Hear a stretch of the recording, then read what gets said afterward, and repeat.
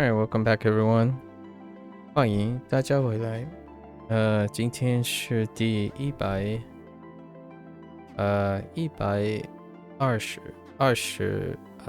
天。It is day 129. I think we have Oh, okay. Got a few items here as well. Liang. Not much to say about this other than cool. Capitol building. Capitol building is a weak component.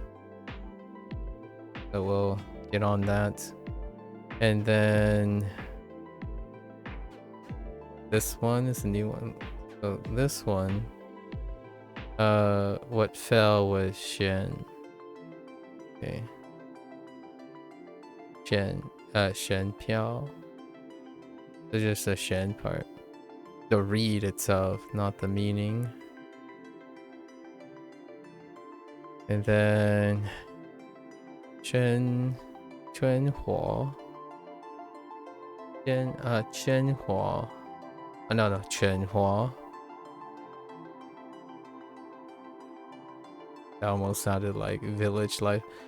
Chen Hua. And it's more after the fact, so to survive, right? Not literal, but a little step further to survive. Endure. To overcome. Like the word overcome a lot when it comes to survive. But it's a little different. Okay. Alright. Get into our lessons. 接待接待 welcome.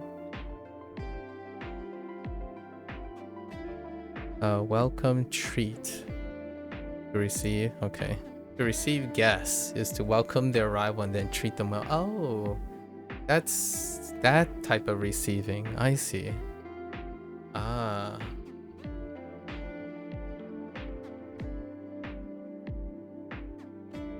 Welcome their arrival and then treat them well. To receive visitors, receive guests. Okay. 接待 why something for guests. Why Bing? 接待外宾 Interesting. Why Bing? Born. Yes. Why Bing? 接待 why Bing? I feel like I had a different one using 客 or 特. 客 and 特 in terms of guests. 今天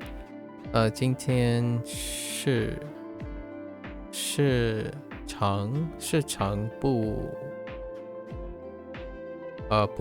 不接待。今天市长不接待 Today major not receiving yes 市场 major. Interesting. Oh, the mayor, not major. The mayor. Wait, is that how you spell mayor as well? No, major. Wait, what? Hold up. No. Mayor is M. What? Wait. The major? The major is not receiving visitors today? Hold up. 市场 Cheng in this way. Oh, 市长, right? Yeah, 市长 is a position. Whenever it switches to 长, 市长 is a position.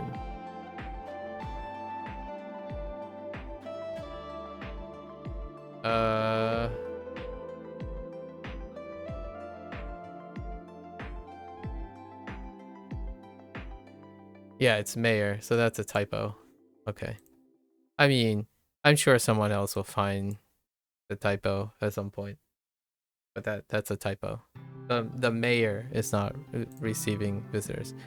Whenever this is used to link as a person, it switches to Jiang, Shijiang. So this is mayor. The mayor is not receiving visitors today. Not major. All right. What do we have? 烧到 收到 receive 收到热情 oh warm yeah or caring 热情接待 not 接待热情 warm feeling reception a heartwarming reception 接待接待比较 compare 比较 this kind of helps out with getting the compare on this one 比较 Bigfoot is comparing things while at the same time Jimmy Neutron is Jimmy is comparing balls of yarn. Alright. Wow, Bigfoot is comparing spoons. 比较 Okay. Connect words. Oh wait. 让 yeah 让我们比较这两个 yeah let's compare these two 今天天气比较好 it's comparatively better 比较好我比较喜欢谁 no 冰淇淋Heckin 冰淇淋 I prefer literally comparatively like ice cream. Alright. 比较 yeah. 充满let's see. That's to sufficiently full. Okay, to be full. Sufficient. Is to have a sufficient and full amount of something. To be full of, filled with, full. Yeah, fair enough.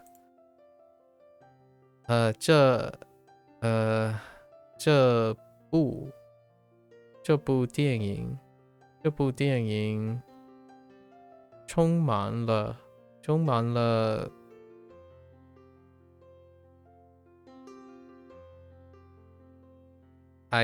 something 悲情 okay sorrow 悲情 I guess Bei is carrying some of the sorrow, some sort of sadness, and Qing is carrying the feelings. 悲情这部电影充满了悲情 to be full of 充满房子里充满着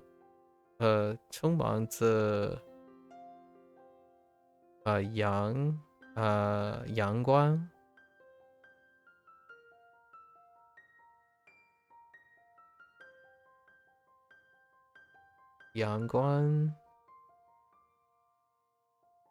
positive light sunshine and rainbows right?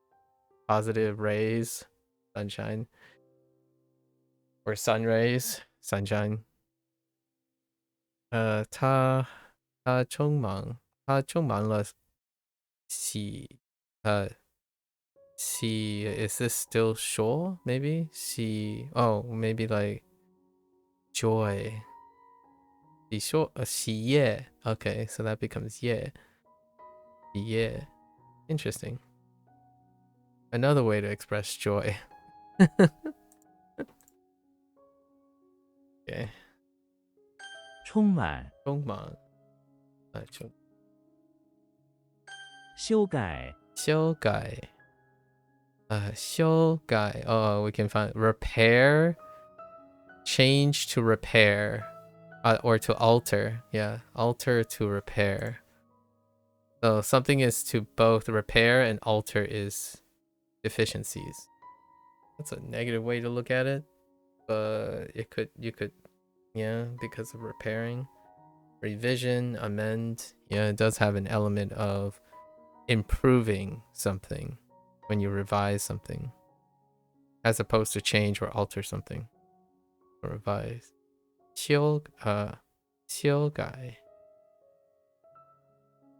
修改计划 plans 修改计划这份报告这份报告要修改一下。OK report 报告你要修改一下。And 一下 is kind of like we should do like a bit of, but like 一下 is like a modifier. It's the closest thing I could say about doing it now. Like I think this is the closest thing to present progressive, where like, oh okay, let's do it. Like it needs to be this action now. Is a bit 一下 like right after. So one after, bit after. So let's revise. It needs to be revised now. Right. 修改修改修改 to revise. 曾经曾经 Wait, are we still on the first group of things? Man, I didn't realize how long I take on these lessons. 曾经 So former pass through, formerly, okay. Oh, this feels 经 the pass through. 经 is starting to feel like an adverbial, like ku, like ke. Sorry, not ku. Ke, ku. Whenever things are ke and te and whatnot, like adverbials in Japanese, where they add like a thing, a kana to the end to make whatever the adjective or adverb in, or the adjective into an adverb kind of thing. That's kind of how this feels every time jing comes up. 曾经 so former pass through, so to get former it would be formerly. We say formerly to refer to a former state of being that we have already passed through. Yeah. Starting to feel, or once. Okay, I see. Once, not once as in one time, but once as in the past, we have once done something. In a way, it's still one time, but it's one time in the past.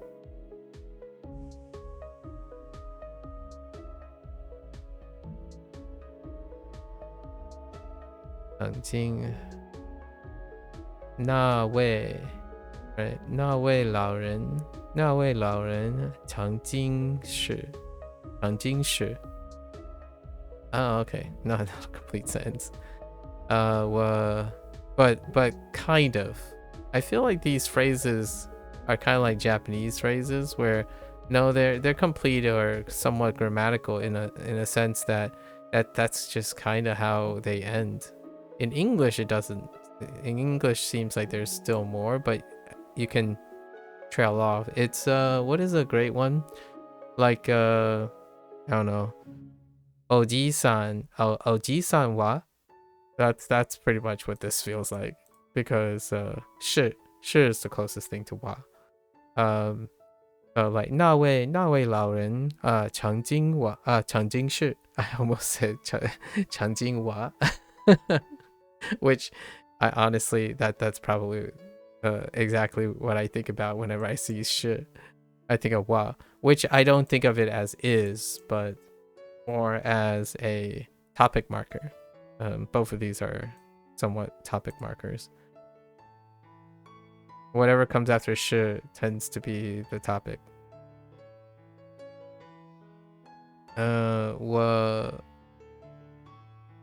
我曾经在美国，美国住过3年。我曾经在美国住过3年。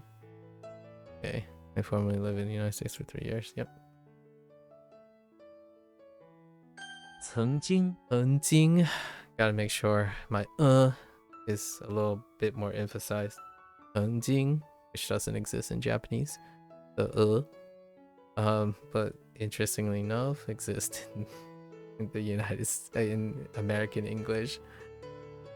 I've kind of like groomed it out temporarily if I'm coming from Japanese, like America, not America or America, America, or a thing, effect. 曾经 formerly. MAKU, you're curious. Do you ever get tripped up studying Chinese character and kanji simultaneously? Yes, I do. Every single day. And it's kind of fun. It's been happening for a while. And you negotiate. It slows you down. It doesn't trip up like permanently. So there's no permanent trip ups. Just trip up as in you acknowledge it and then you negotiate it. Like Hanza, for example, in Wanikani, yeah, I have these catchphrases now. I talk to myself and say, oh no, Chinese go away. Chinese go away, and then Japanese go away. So it's whatever I do last. It's recency.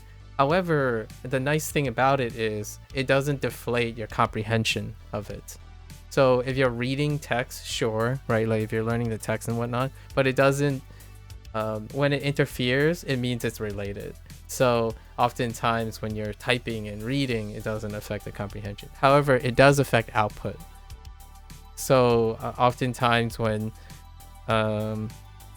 it will take a while to produce the sound or to produce like the output end of things. Then it's kind of fun. It gets faster. Like Wanikani just introduced like this, for example. Sorry, using a mouse. But this was recently introduced in Wanikani. But this is old in HanziHero. So the moment this come up, I'm like, oh wait, it's not what I think it is, because this is ke for lesson in Chinese, but it is actually related to ka in Japanese. This is section, and ke can be used as courses. So like courses, lesson courses, sections of things. However, the primary meaning that HanziHero decided to place on this was lesson. And that is up to Wanikani and HanziHero. As in Kevin and Koichi and Co. decided to associate a principal meaning, but it's all of the above. These characters represent all of them. So I no longer see these characters like Hanzi and Kanji as two separate things. I see them as one thing. They represent all of the things. So I not only know kunyomi, onyomi, but I know kunyomi, onyomi, and Hanzi. They're all grouped together. So sometimes if it doesn't come straight to me, I just bootstrap through all the sounds. And then they'll come to me at some point. And the one downside I would say about using SRS, like this type of stuff, when you're doing this, is that they're always looking for a very specific type of phrasing, and I'm interpreting almost all of these characters. I no longer like translate one-to-one in English. So what happens is I decide to leverage a script for Wanikani, and it's a standard feature, a default feature on HanziHero, where I just type in lots of thoughts as rapidly as I can, because it doesn't quite I don't really rely on direct translation to understand them. And when I'm reading in sentence and listening, when I'm immersing, doing immersion, it's all of the above. They get to the meaning at some point, and whichever one is most convenient. It's kind of like reading English and sometimes thinking in Spanish, right? I don't know. That's like simultaneous can just be mismo. Mismo, and then karata, and then we have like kanji, like studying benkyo suru. That you just have all of them jumbled in there somewhere. Yeah. Like chun would be trapped. Got sounds, yeah, or yin on, right? As in like on in ongaku, and yin as in yin sheng. I don't know. It's all there somewhere. It's kind of I like it because it causes me to work harder. And what happens when I work harder is that I'm making progress, or quote unquote, I feel that I'm making progress in both languages simultaneously. Others, I think this is one of the downsides of laddering languages for a particular mindset. Someone who wants to compartmentalize. I definitely would not encourage someone who finds it doesn't embrace interference and negotiating interference into something positive, or something it can get in the way as much as it can be a foster of higher memory retention. This is my best way to imitate learning anything else. How do I learn things like science, chemistry, biology, and physics? I learn how they're all related to each other. So most of the time, sticking with exactly one thing might not be intellectually stimulating enough for me. So what happens is when I'm learning a single topic, I bring in all my excess experience. So everything that I'm currently doing is going to be framed with the current thing that I'm doing. So when I'm learning chemistry, I'm learning how it relates to my life. So like things that I look for chemistry references in my life. So all my experiences and the things I'm currently doing, I frame them all around chemistry and biology and so on. So much like language, when I'm learning, I try to make it as contextually abstracting relevance, like abstraction relevance. So this is not just Chinese to me. It is Japanese also. It is also English and Spanish at the same time, because I want to do all of them simultaneously at some point in my life. So that's how I maintain high retention. I think SRS is fantastic when you take it up front, when people are not able to do high level association. And high level doesn't mean it's the most efficient, and it doesn't mean it's the only way to do things, but these flashcards, like flashcard systems and Duolingo and stuff, they're the beginning products. I believe they lay down the foundations of different things. But then when you combine all of them, combine SRS, what you read in books, what you do in life, behavior, psychology, and all the repetition, then you get to a higher level of, it's hard to define because it's individually varied. The more emergent your retention ability is as an adult, which is why I think lots of times there's a misnomer that adults have a problem learning language, largely because when they approach language learning, they restrict what makes them adults, in my opinion. That's probably like the biggest hot take. If you understand how you're leveraging your way to retain things, then you can apply that, which does not exist as a child. Your younger self do not have these propensities or experiences. So for myself, I personally would say it would be I would become too complacent and less engaged if I did not learn multiple languages at the same time. Largely because I grew up doing the same thing my entire life. So I know what I do most of the time. I understand what makes me remember things. So yes, and all of these things are part of it. And then I ended up utilizing them in a different way. So if flashcards work for you, go explore something else that also integrates that flashcard in, and try to get back to your norm, like your adult methods of retention. Like when you watch a movie, so many things are going on, and what are the details that you remember when you watch a movie, like effortlessly? What do you remember, and what quality leads to the idea that you remember them? And then you try to find the bits and pieces, and you, in my opinion, try to simulate that experience again. So in the long run, most people end up going back to immersion for the most efficacious way of doing things, because you don't have to be analytical for immersion to work. Usually that immersion is successful the closer and closer it gets to your lifestyle again. So the older you are, the closer and closer you eventually get to a point where you no longer have to do this type of unnatural studying, which is what most people would feel about this unnatural studying. Formal education feels unnatural, like structured things, is when it becomes your lifestyle. And that's how I feel that most people want to have to qualify fluency.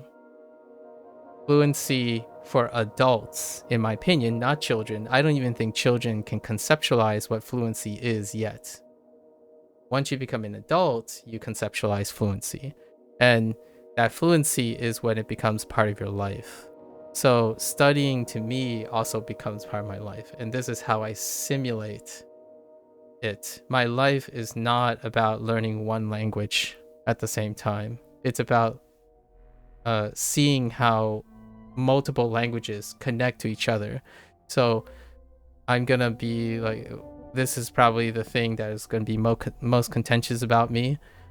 I don't think learning a language is most efficient and consistent and reproducible without translation and interpretation. Most people would say, oh, but you would learn Japanese faster if you stop translating and relying on translating. It's like, well, yes, if you choose to not care about your language anymore, your native language. I care about my native language. Like, I don't care if I'm translating over and over again. Yesterday, like the last couple days, I met Stefan, and I absolutely love talking about Chinese in terms of Japanese because I can now. And then with Japanese, I can make an analogous association with English. Like, I can summarize or describe the feeling of tonality of Chinese in Japanese terms and English terms. This is not something that would be fun and interesting to someone who envisions a lifestyle where they no longer need English. As in, like, if you move to Japan, you really don't need to focus on English. It doesn't corroborate or coincide with your goals. I do not have any aspirations to move to Japan. I actually, if there's any place I would move to, it would be to move to a place where what I just said resonates with the most of the people in the country, as in a country with multiple language speakers. And then they are commonly going to know and express languages in all of the languages they know, not compartmentalizing. So there's no efficiency here to be gained. There's holistics. And true, as you continue listening exercises through YouTube videos, your understanding does slowly improve. Yeah. And I think for adults, in my opinion, if you can get it, and this isn't an exact answer because it's so emergent for an adult, right? The older you get, the more nuanced and complicated this solution would be. But the point of fluency, in my opinion, or the point of grand retention for an adult, is the moment you can do the thing as part of your lifestyle. Because if you're not analytical, like if you don't want to think about and break down all the analytics, I enjoy that. I like breaking down behavioral components that lead to bigger things, like analyze, like profile someone. But if you're not into that, I think the most successful message I could say is that the closer the thing is to your current existing lifestyle as an adult, or if you're transitioning into a lifestyle, capturing that lifestyle is probably going to elicit the highest quote unquote consistent efficiency for acquiring a skill or life skill, because it's legitimately a life skill. So unlike children, like unlike your younger self who does not have enough experience to answer these type of questions and observational skills or self-awareness, and as an adult you can, you have, or you are more likely, everyone is more likely to be able to. So moving to Japan works super well if you want to learn Japanese as an adult, and that is provided, you know, all the other tangible things like resources and whatnot. That's largely how I view why all of the stuff is true. SRS works, Duolingo works, immersion works. The idea is how self-aware is the user. The user of the tools must caress the ability to retain and do things that reinforce something without actually having it to be an unnatural discipline. And you do all of these things to develop that. Like you learn little bits in here, like, oh, this kind of works, so I can do this while I live in Japan. Or, you know, and when I'm in Japan, there are things I remember really well from these type of study. Let's go to Japan and find that experience in Japan naturally as part of my lifestyle. And I think adults, that's how adults operate. Like it's unquestionable. The moment an adult has access to something that regularly occurs, they will grasp and optimize that so quickly compared to a child. Because when you're young, you have no idea what you're looking for. You really don't. Like, oh, my parents moved to Japan, so I'm going with them. Like, what do I do in Japan? I don't know. I will just walk around and explore. But as an adult, you can fine tune all of that, provided you have the resources. You're debating moving to Japan versus a few extended trips per year. That's a few years away yet. Oh, I see. I haven't decided if I was gonna go visit Japan yet, but the opportunities are pretty wide when my mother possibly formally retires. So then maybe I'll visit Japan. But I have no aspirations to stay in Japan for extended time. I love being in. These are post-retirement goals. Oh, okay. I see. So we're kind of similarly on the same page. I'm looking. This might sound a little bit. I was a little bit more transparent about this. People ask me this indirectly a lot of times, but I'm actually looking for a reason to come, like, to be unretired. I'm actually, the last couple of years I've been looking for something that will inspire me to like do something professionally again. So I don't know, language learning is interesting, but the context of language learning is not sufficient for me at the moment. But there are other things. I think investing in people's health and mental health, getting like some sort of a life coaching, but not in the sense of, yeah, go do it kind of life coaching, like opportunist life coaching, but more like self-involved awareness training. It seems like a interesting coming out of retirement thing. Yeah, I haven't done anything professionally in a while, so it's more like if I were to travel, it would be dependent on my folks. Like my mother is still working, or she wants to keep on working until the formal retirement thing. It's interesting. I'm kind of like in that post-retirement goals, but at the same time, I wouldn't mind having a reason to work professionally again. Interesting. How long is your how far off is your post-retirement goals? Do you have like a ETA on your retirement? Also, that's pretty neat. Thinking about retirement goals. Yeah, I've been watching One Piece, by the way. That's what I've been telling people. I've been watching One Piece. I'm on like episode 870 now or something like that. It's been a little bit over 4 months. Let's just watch One Piece. And then at 2030, age 55. Ah, okay, okay. Okay. Uh I am I guess I, at the moment, have settled on the idea that if there isn't something that shifts my life dramatically, like, for example, find Mrs., right? Or find someone else, like a partner, I think, I guess this would be considered retirement. Like, I'm in a indefinite sabbatical at the moment. Um, It is very interesting to be in an indefinite sabbatical before the age of 40, but I guess my parents have sort of recognized the proverbial American dream, as I would have jokingly say. Sure, anything can happen, but for now, you stay the course. I see. 2030. Very nice, very nice. I can't wait to hear what your plans are as you get up to 2030. So what do we have? 5 years?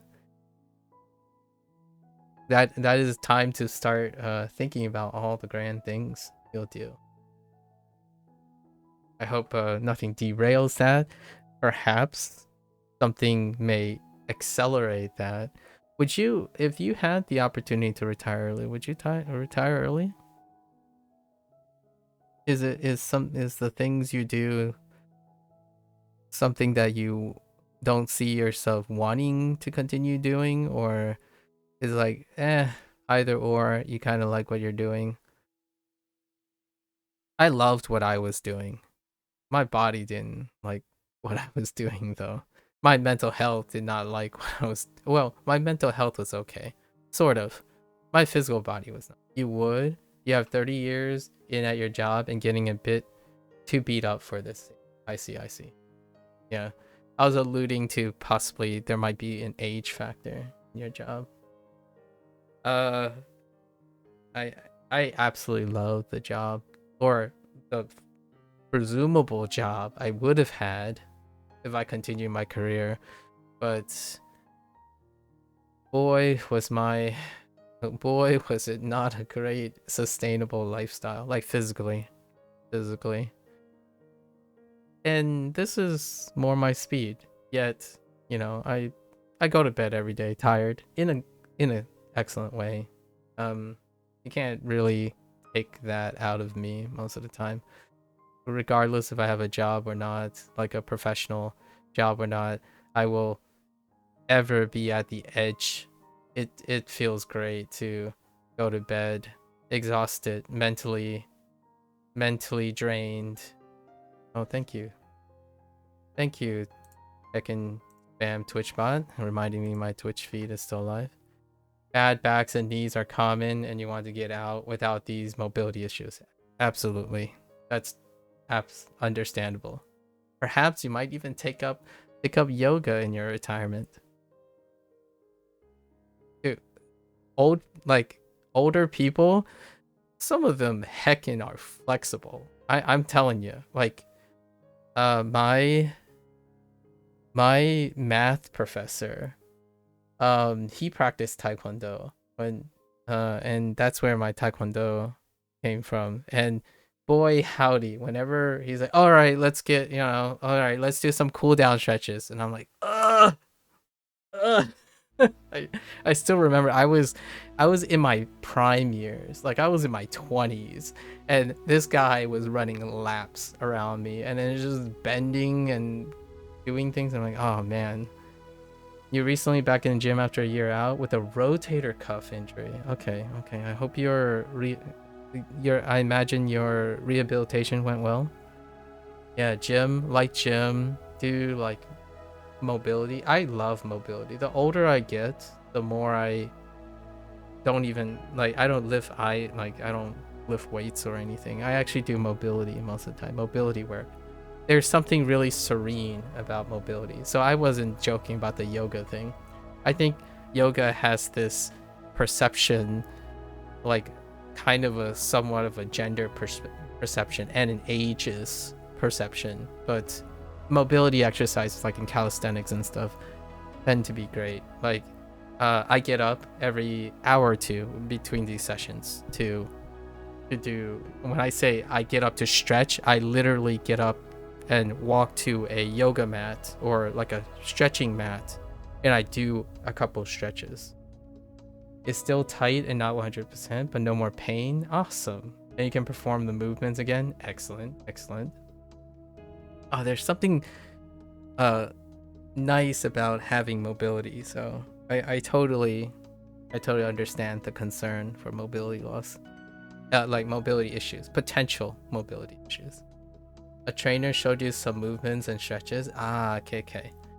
Yeah, I don't know. Like, there's not enough like molecular science about it, but in terms of like health sciences and physical sciences, mobility, as in like the movements of your joints and whatnot, is heavily and convergent correlated with someone's overall longevity of their body. So finding different ways to slightly stretch outside of your movements, right, each day, and then progressively increasing that range of motion has often been correlated, ostensibly correlated with mobility health.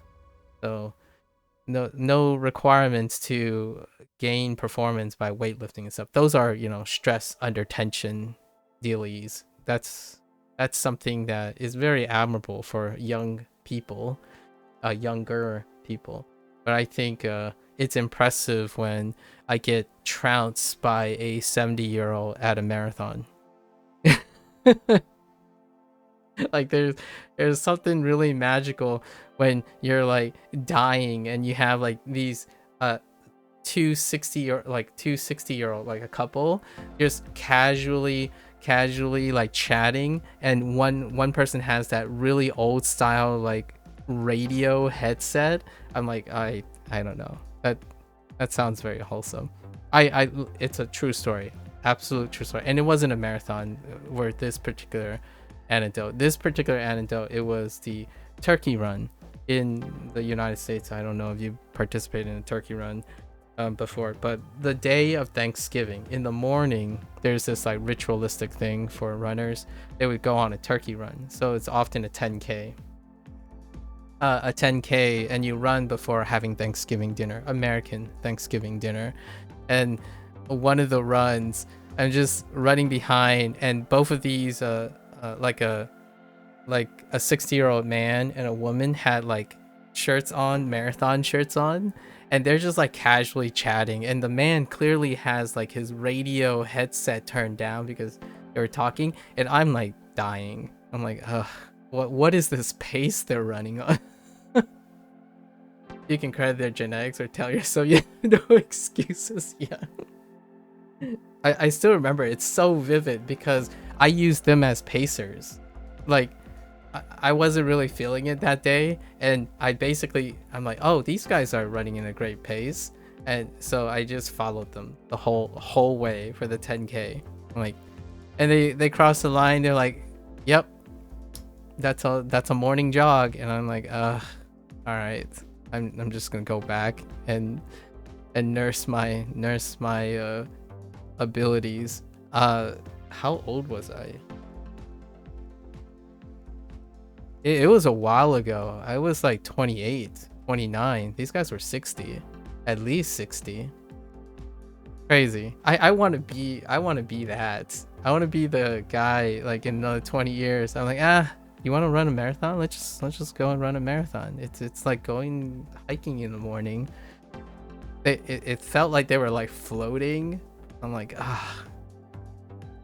Anyways, thought I share. It's still in the future. Oh, which here's one thing about aging. I think this is a misconception oftentimes. And it's built by society, especially Western society, quite a bit unintentionally. No one's like really agenda-wise, but generally, it's encouraged to increase your activity as you're getting older, not decrease your activity. So you know how a lot of times, someone says, "Oh, you're old. You should sit down and rest." If you're able to move and continue to move like that, increasing your activity increases the quality of life of an older person, not decreasing. So like when you're thinking about the whole behavior, a lot of people are saying like, oh, they're old, they should rest, they should sleep more. Resting is great, but also decreasing your overactivity is a misconception. Older people are actually mentally more alert. Actually, they actually sleep less oftentimes, and increasing activity is how you maintain your body's performance, not decreasing activity. So oftentimes when my parents like, oh, I'm too tired, I should sit down, it's like, can you walk a little? Like encourage, you're trying to encourage older people to keep it within the intensity. I think the misnomer here is that you do the same intensity of your younger self. That's not what I'm saying. Increasing the duration and endurance of your body is encouraged. Increasing activity, not increasing intensity. Oftentimes, that is where the misconception is, where, oh, but you're old, so your bones will break or your back will break. It's like that's intensity. Intensity leads to injury. Endurance leads to higher outcome of quality of life. Correlational, of course, but it often leads to a higher. So walk more, not less. Not walk harder, as in you're not sprinting. Like sprint less, lower the intensity, but increase the endurance. So the most obvious corollary convergent data for healthy adults is they do a lot of endurance exercises, low intensity impact endurance exercises, like trouncing a 20-year-old in a marathon run or trouncing a 20-year-old in a 10K run on Thanksgiving Day. That's kind of why it is often very commonly seen in like Eastern culture. What do? Well, they don't really do anything special. One of the most common highlights is they walk a lot, they move a lot, not high intensity, low intensity activity. Yeah, your mom is 72 and I try to stress more movement to her. Yeah, my father and mother, I give them every possible excuse to encourage them to, like, nowadays they do trips, like going on shopping trips, like stay out for an hour and a half, go and shop at Costco.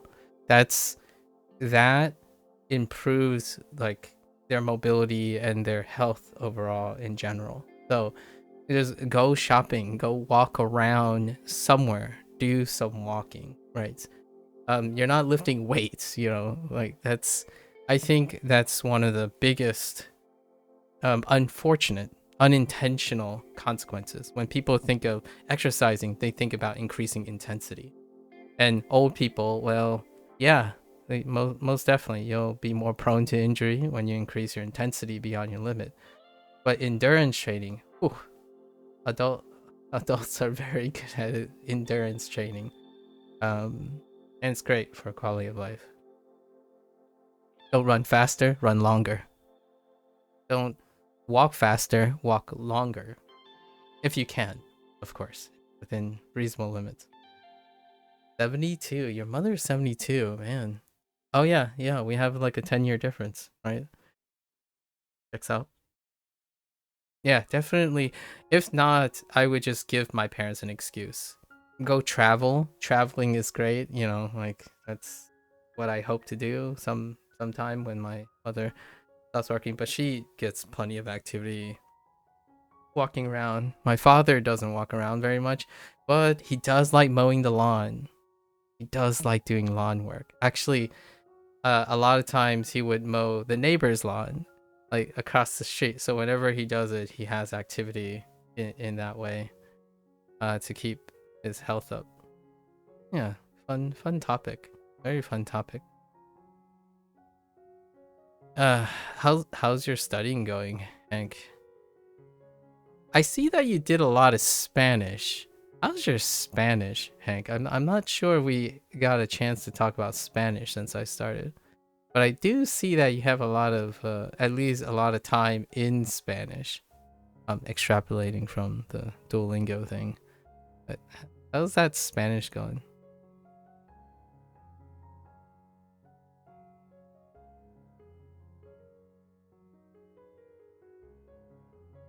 You know? ¿Hablaste mucho español?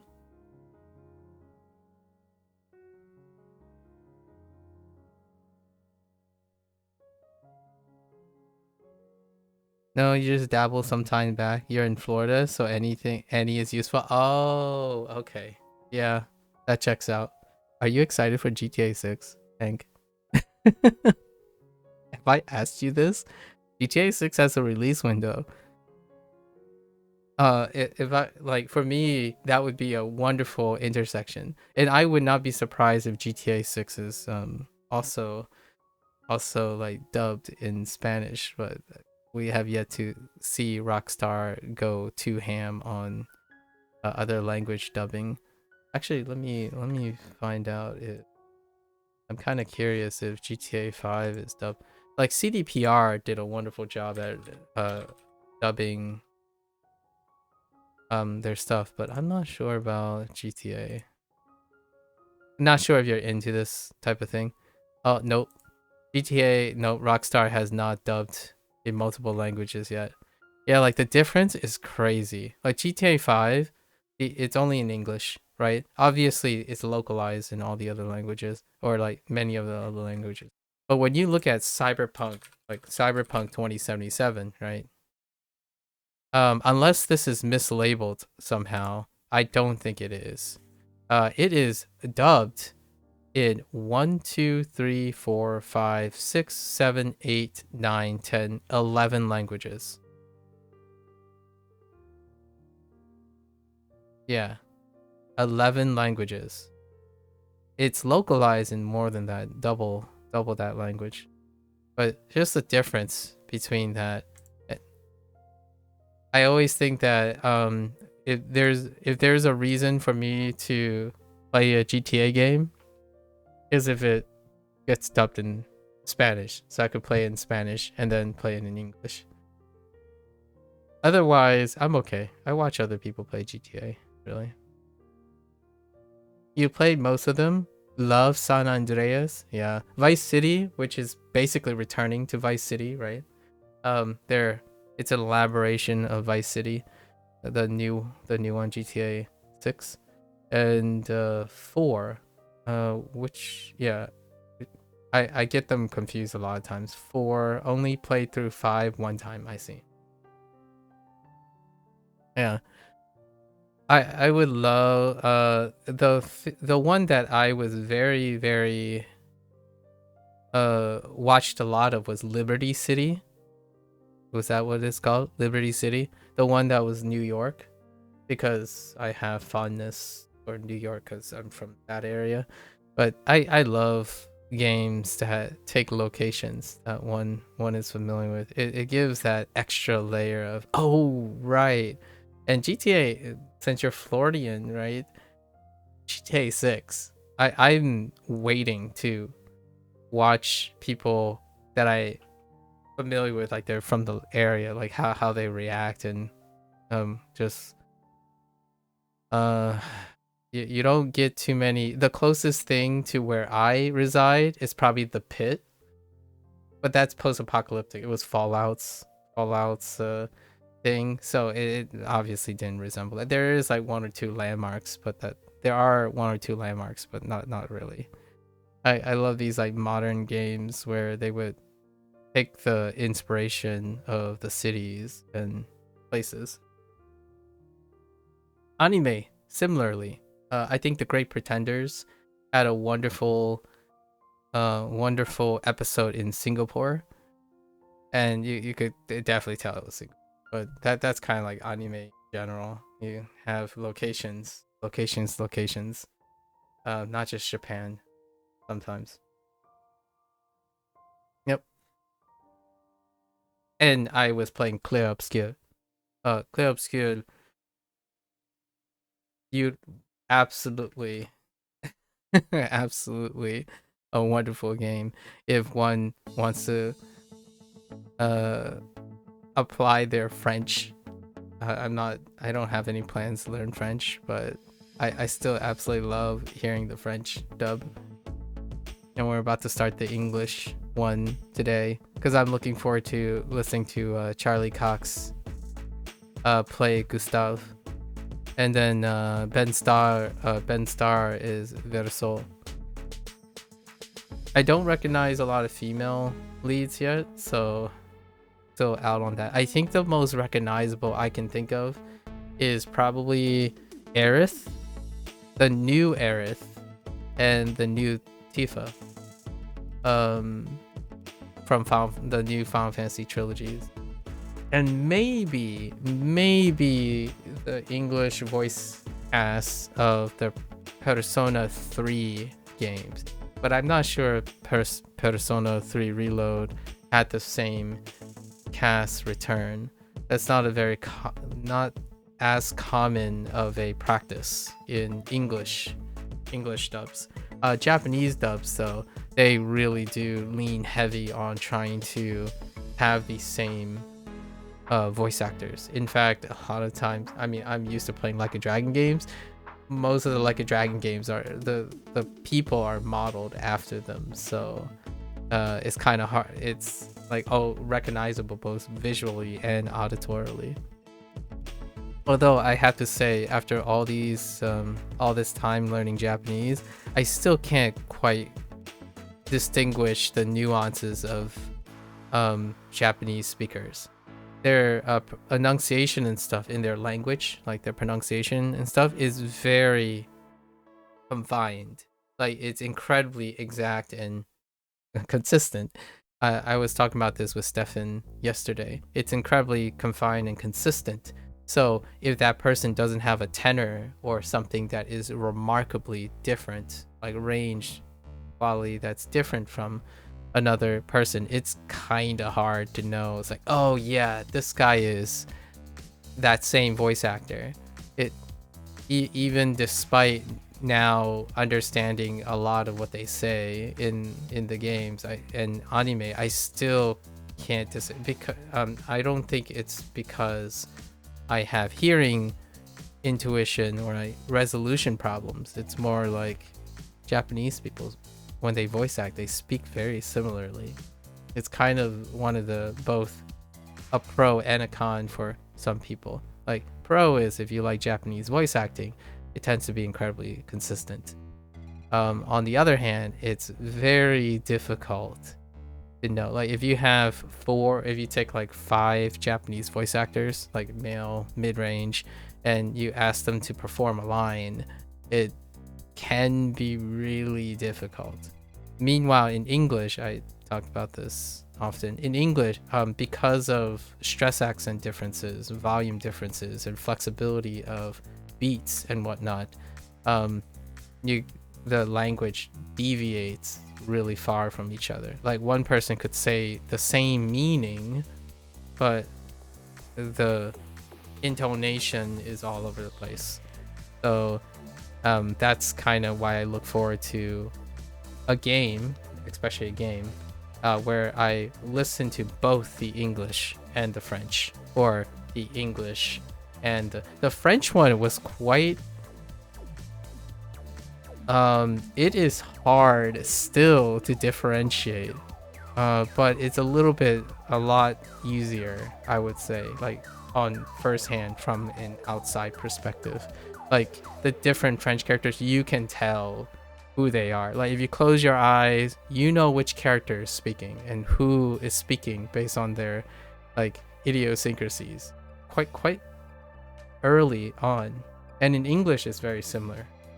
Japanese hadn't gotten there yet. Maybe it'll become more and more discernible. I'm not sure if you feel the same way when you're listening to Japanese material, Hank. I still feel the same way, despite sometimes having 90%. Like when I hear like a graded reader, right, like someone who's narrating a book and it's their voice the entire time, and then I would go and listen to someone else's thing, I'm like, wait a minute, is this the same person? Or there's it's one of the characteristics of Japanese that is definitely not a characteristic in English, and that defines a lot. That helps me explain a lot of the divisiveness, the inconsistencies of reception of English dub versus Japanese dub. Like if you take an English game, and like a game that was originally written in English and you dub it over in Japanese, I think for most people, even possibly like secondary Japanese language learners, they would still sound very consistent in Japanese. And yet in English it would be quote unquote a double standard, because English has more variation, for better or for worse. In my sense, someone who actually likes the English language, I'm not even sure. I think a lot of it's one of those taking for granted things. People who youngsters who like Japanese tend to view English with cynicism, so with like mundaneness, and I rarely feel that way. Maybe because my perspective on language is probably a little unorthodox. Like learning Japanese without thinking about English is a missed opportunity for me. I don't, despite efficiency and compartmentalization, learning Japanese without thinking about Chinese is a missed opportunity, extra. It's not sufficient or mandatory or efficient. You've noticed in games listening to Japanese dub, finding that the dialogue is slightly different. Nice. Yeah. I started breaking down the Japanese dub in like places where they emote, where they break mora. So I started paying attention to where they're on pitch, like they're executing pitch accent, and then when they use stressors and stuff. So now their performances are a little bit more dynamic, where like, oh, this part they accentuated this word. So like I started adjusting to that now, where like when they emote, whenever they're speaking, the emotes are more vibrant now. They pop out more. So it's not just yelling, the yelling parts or the screaming parts. It's more like, oh, okay, there's a subtle like accent sort of like play here, and then there's a subtlety here. So those things are coming out a lot more now in Japanese dubs. Very, very still noticeably for myself different from English. English executes with high frequency a different way to emote than Japanese, at least the content that I'm currently watching. The current content that I am listening to kind of confers my subtlety. The subtletyness is definitely a characteristic of Japanese. And then the bombastic emoting is a consequence of the subtlety in the Japanese language. In English, you have the smooth range. It goes from like bombastic, comically terrible to people, or like fourth wall breaking, to like the nuances of nuance, but the range is bigger. English. And then the Japanese is tighter, which they both have their charms. go in with a particular mindset, of course. I don't think someone who this is appreciated when someone learns dramatically different languages and different cultures at that, because it's also culturally relevant. It's difficult to divorce or compartmentalize where the culture and behavior of Japanese culture and the language itself that permeates and affects the portrayal of the language and in the medium they are in. It's all of the above. But learning a different language that has substantially different culture and I guess language rules and mechanics can help appreciate having a different mindset. So whenever I'd love to ask this question in the future, especially when it comes to a dual dubbed video game. When someone says like, "Oh yeah, I listened to the Japanese dub, it is amazing," and I would ask them, "So what quality? Like, did you pick up anything particular? Can you describe something that was incredibly amazing about it? Like, can you describe the performance of your favorite character? Like, was there subtleties that you notice, and are you able to notice them?" And then, the hot take, some people will come by and say, "Dude, why are you playing this Japanese game in English? It sounds terrible." I would also now have the opportunity to ask them what type of characteristics makes the English dub terrible, because that's part of the wonders of learning another language. You become, at least in my opinion, the more I pay attention to Japanese phonetics and the subtlety and the dialogue differences, it also heightens my focus and aspects in English. So nowadays, when I'm watching English programming, I'm also looking for those nuances that I can refer to if I were to describe it to someone who's interested in Japanese. And that's what started our entire digression today. The idea that looking for the connection and the interaction of all the languages is what makes at least myself more efficient at remembering things. I go through things like once in a while, and I would say I retain like 95 to 96% of the exposure most of the time, because I get repeated exposures elsewhere, not literally here.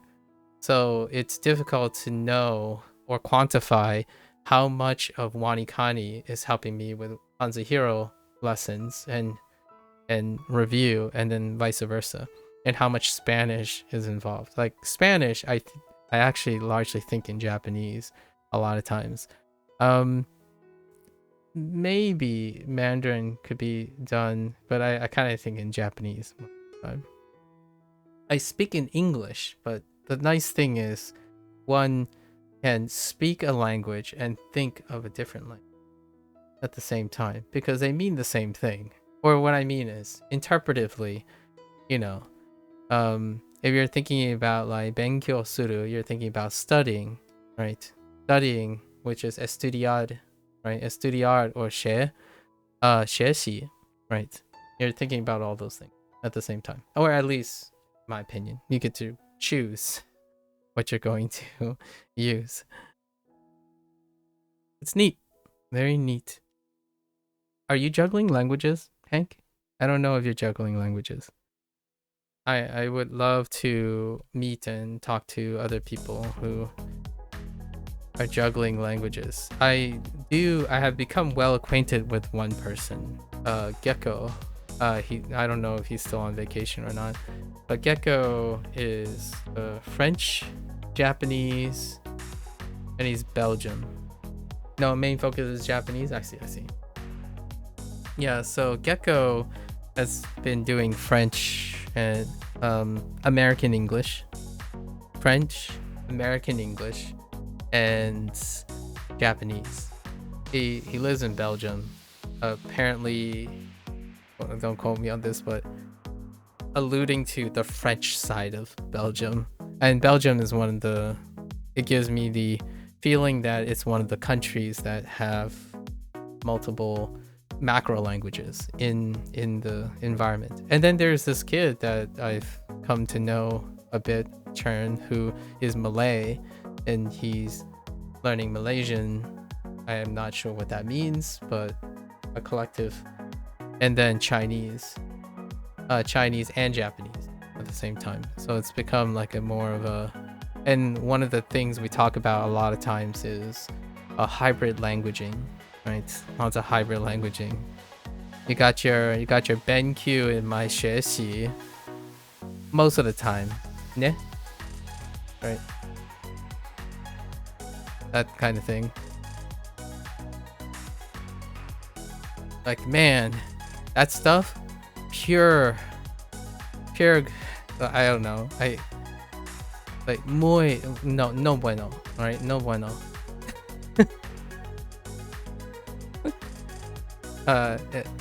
Es muy mala. Es muy mala.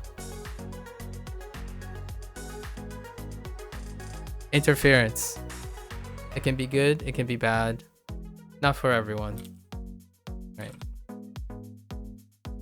Thank you for asking a question. Fun to digress every once in a while. It gives it creates a lot of weight and sentimentalism for language learning. Wouldn't have it any other way. I feel this, to me, is what being multilingual feels like. But this is closer to multilingualism, born and raised, from my perspective. Not anyone else's. I don't know how other people feel. I think other people feel that commanding a language is you command it in its appropriate place. You know, execute it in isolation, I would say. For me, multilingualism is when you kind of stop discerning between the languages you use. It, for lack of a better word, it comes naturally when you have to swap.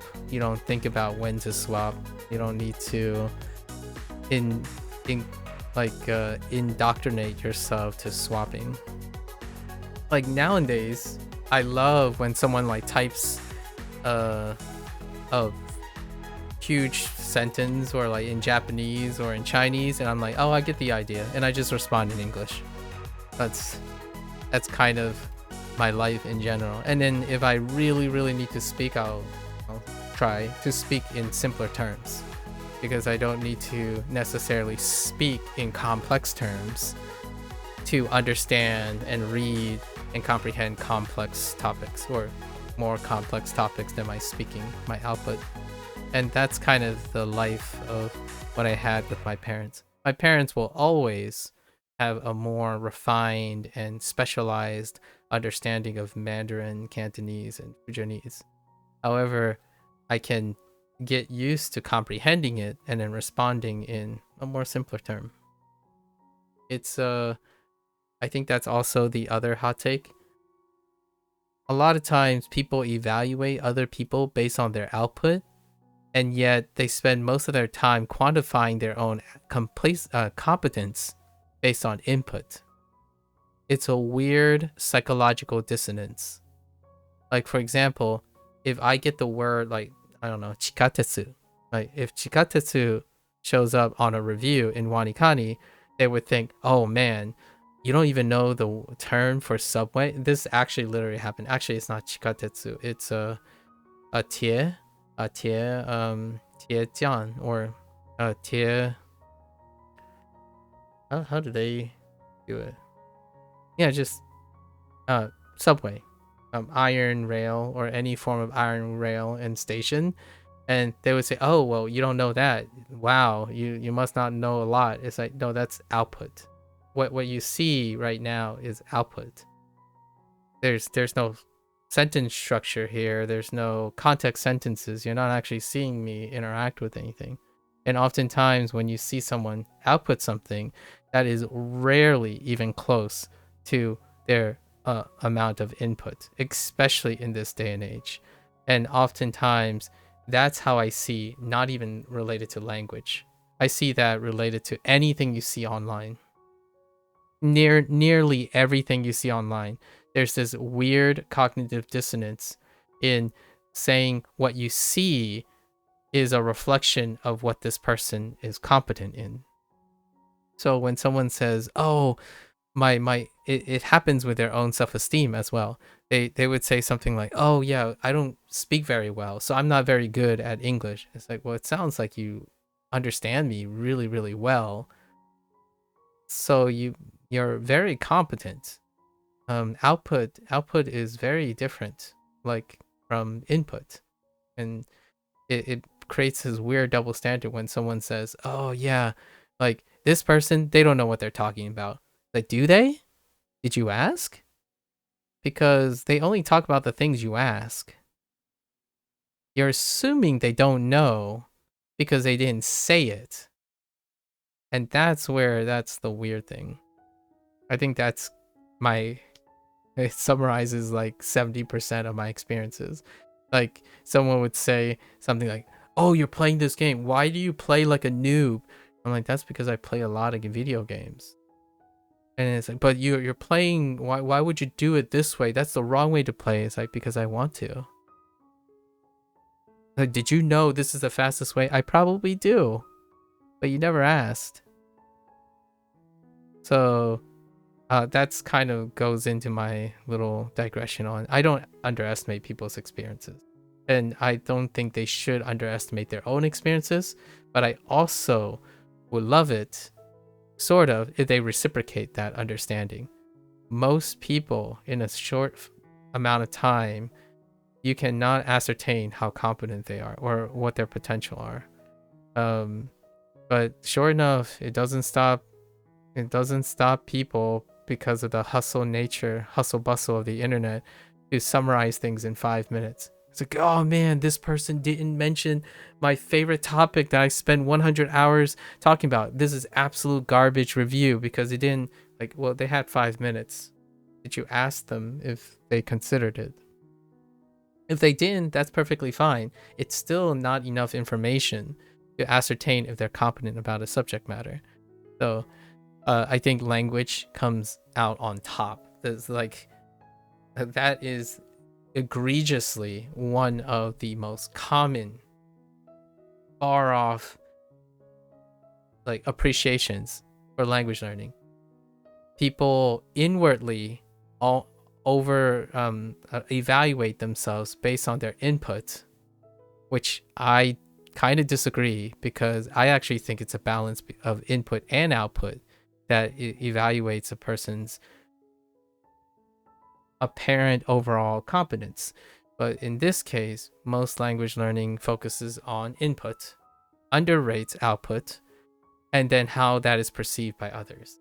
So then, because of the less attention to output and the relationship of output with input, then when they go and look at someone else, which you can't possibly know what they have as input, and they don't output what they input, like they don't explain or evaluate that, then there's this really weird dissonance where someone would be talking to another person as though they're like, I would know one person is like, this person's been studying Japanese for like 4 years, and this person's been studying Japanese for 5 years, and they would talk to each other like they don't understand Japanese, largely because they're evaluating each other based on their output. So the reason for this a lot of times is because, in my opinion, when people learn language, they believe it is only the competence of that one language that measures someone's language competency. So, like, anything you can describe, if you describe Japanese, anything you describe in English doesn't count towards your Japanese competence. And that, to me, I don't resonate with that. In fact, I still have yet to find too many people who are actually on the same page as I am. Being able to explain Japanese in your native language is incredibly impressive. That's more things than you have ever done with a Japanese language. So, like, Being able to explain things in any language is progress. It's knowledge. Unless you're gonna do the double standard and say output is very, very important to the measurement of a competence, which is, in my opinion, incredibly hypocritical in terms of behavior, where you have this person who, you have this theory, this popularized theory, like, oh, it's always input. Input is the most important. And then yet, feedback, consistency, keeping someone constant and motivated is sidelined because there's no output. In my opinion, largely because there's no output. And it also, ironically, diminishes and impairs interpersonal communication. Because without output, you have no feedback. And you don't practice exercising emotional intelligence in conversation. So this constant movement to downplay and remove what is best and that's compartmentalizing. And I'm very biased. I'm admit this all the time. I'm incredibly biased. I'm far more holistic when it comes to life skills. You don't have to be holistic when it comes to specialized skills. Speaking Japanese or speaking language, learning a language is not necessarily a specialized skill anymore because you have more than one language. Or you have more than 2 languages or more than 3 languages. It's no longer specialized, in my opinion. But you can choose to specialize in it. That also means, though, you're no longer a specialist in the language you left behind. So oftentimes when someone says like, oh, I know a lot of Japanese, and they start explaining the things to me in English, I disagree with most of it, the way they describe it, because they no longer think about Japanese in the context of English. They think of Japanese in the context of Japanese. So what do you have? What kind of comments do you have? You have comments that sound like a native speaker. You just know, right? The just know symptom. That's largely why when someone asks me, how do I learn English better? And I would say probably find someone who's very focused on that kind of aspect, because as much as I try to focus on it, it's in the context of me being a native speaker. Native speakers are inherently controversial, divisive comment coming, not that academically instructive, unless they are in the field of instruction, at least in my opinion. So the native speaker fallacy is definitely one to go about. But if it's already part of your lifestyle, then it's irrelevant, right? All the things I say is irrelevant if it's already part of your lifestyle. If you're already learning in the foreign language that you're learning, then most of the native speaker fallacy is not of importance anymore. You're already focusing on the nuances of native speech. So I don't think I'm ever going to get there. 3 days ago, someone said that I'll never be fluent in a language. And I asked, they revealed what they qualify as fluency. And it's like, whatever language you're learning is at the college level. And I'm like, well, then you're correct. I'm never going to be fluent in Japanese or Chinese. Actually, they were talking about Chinese. Because I have no practical application for college level things, maybe not even high school level things. I have practical application in using multiple languages to communicate with multiple people. So my fluency is when it becomes a lifestyle.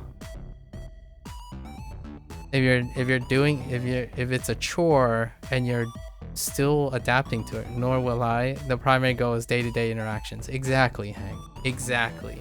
So to me, if you're already doing it, like living and breathing your target language, keep getting closer to that. Like chase that dream, right? If it takes moving to Japan or extended vacation, that is the adult fluency, in my opinion, when it becomes your everyday. Like I sleep. I go to bed and I'm like dormiendo. Estoy durmiendo. Like that's what I thought about, because oftentimes the last thing I'm doing is Spanish. So so I'm sleeping. Recently I had like some severely weird dreams, like very weirdly dreams. Like my there's someone like professionally in my life that is part of my dreams all the time, because he's like my instructor, right? He affected me academically a lot. So when I'm having dreams, he often appears as the person teaching me things. But my first thought is, he doesn't speak Spanish, like, or like he doesn't speak Chinese. Why is he teaching me Chinese in my dreams, right? I'm like, oh yeah, I kind of understand it now. So all my like mentors in my life, like academic mentors, they suddenly start teaching me foreign languages, and when I wake up, I'm like, yeah, that's weird, but this is fine, because I get the projection, because I'm so used to seeing them in front of the class. So whenever there's lecturing, and I have like a colleague that I think about all the time. Like yesterday, one of my dreams was about farming, because we got a few farming, planting, like planting, growing, right? Like ueru, right? Ueru, fields, no, and stuff, um, all over the place. And my colleague just suddenly started explaining farming in Japanese, but she clearly doesn't speak Japanese. But I just remember strawberry, like she's like pulling out strawberries and what you call it, gan, jiao, like da jiao, and like da jiao and stuff, like bananas. And I'm like, wait, bananas don't even go in the ground. Like what's happening? So my dreams are like really weird right now, where I don't know what comes from the ground besides like patatas, right? Patatas. So suddenly I'm like having these weird dreams where a colleague of mine, who's like multi-generational American, from graduate school, and she's like pulling a banana out of the ground, and she's like, banana. I'm like, what the? So when I get up, I have these like weird recollections. I'm like, I don't understand. I don't think strawberries come from the ground, but since we have ichigo, right? Ichigo and sudoberi, for example, I'm like, oh, okay, 水果, right? 水果. And that's these are my like that's what I'm dreaming about each day now, where it's perfectly normal. And then when you wake up, you're like, oh yeah, I haven't talked to any of these people in so long. Like it's a combination of what I think they're doing now. I haven't kept in touch with them, so I have no idea what they're doing now, but I can kind of imagine this coworker starting like their personal community garden. So somehow that blended and crossed wires with my language learning, and it creates like outrageous things.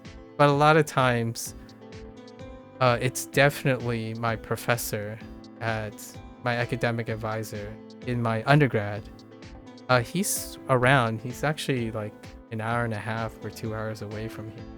So but he just be spouting different languages, and I'm like, no. I would be surprised, actually. I haven't really asked him if he knows a foreign language or not.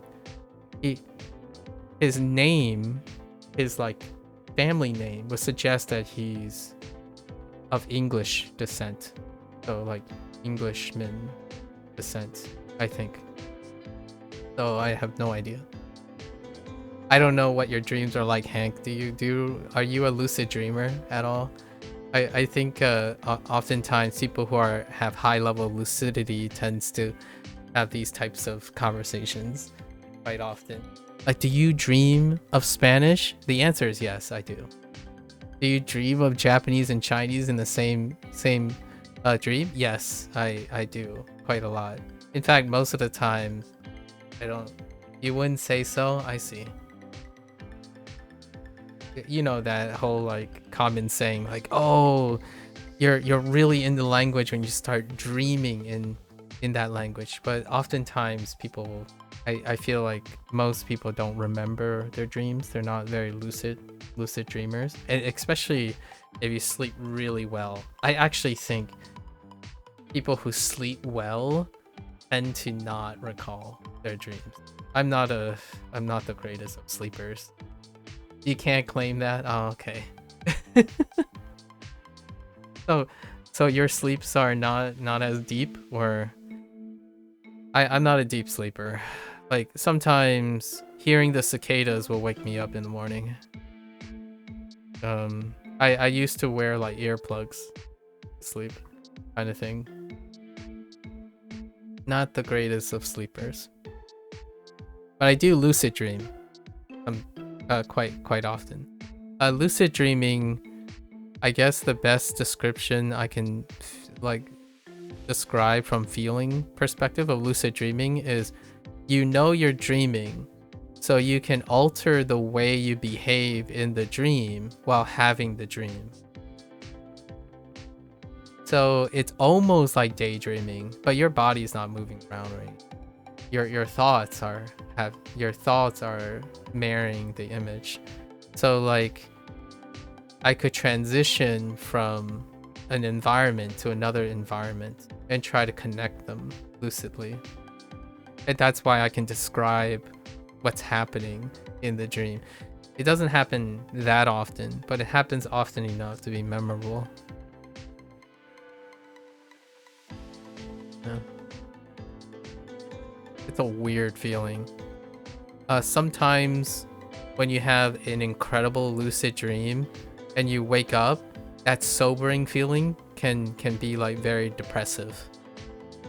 Like if you have a very, very nice dream and it's like really, really fun, euphoric, and happy and like extraordinary, and then you wake up, it makes reality feel very blunted. That happens occasionally when I have these dreams. Like so many things were happening in a dream, it feels so fantastical, and then you wake up and I have to sober up. Like I have to get up and say, oh yeah, my life is this is reality, not the dream I was having. Which is crazy because my dreams are so wild, and that's where video games come in. I think video games or art and music, that's the feeling that I often get. Like I feel when someone makes a product and it's so imaginative and out of the box, I'm like, I can only imagine what it's like when it comes into their dreams. Yeah, canvases, floating islands. This door leads to the inside of the outside of a place. Like that's it, the inconsistencies and incoherence of having lucid dreams. Or you can have like scary nightmares. A very common nightmare I have in winter is driving and you're approaching a curve and a turn, and since there's snow on the ground, your car never stops. Like you're turning and it keeps sliding into the curve, right? And that curve never comes. That's kind of one of the classic dreams that I would have, where you're about to turn and you know it's snowing, it's really great, and then when you go to turn and you're trying to like brake in something, your car just keeps sliding into the guardrail.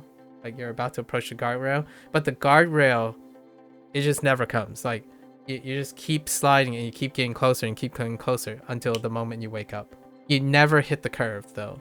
It just never hit the curve. It just keeps going. Like no matter how hard you press the brake, no matter what you do, the car just keeps sliding towards the guardrail until you wake up. So those are crazy ones. Or like falling dreams happen quite a bit. You fall, like you somehow fall off of a really high bridge, and then you're anticipating like hitting, I don't know, the water below, but you just never hit the water, and you just keep floating, keep floating and falling, contemplating while it's happening, and you never hit the water. Crazy things. So why is this relevant? Video games capture these moments a lot of times, like falling from high depths, like anime, right? Falling from high depths, but you never quite see what happens at the ground level. Like it just cuts to another scene, right? Just never really hit the ground. Surreal moments. Very metaphorical. All right. Enough sharing, I suppose. Yeah.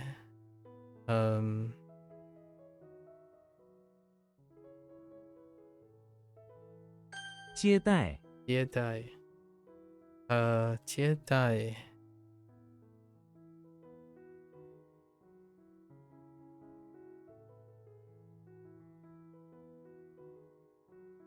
Welcome substitute. Eat. Eat? Oh no. This is not.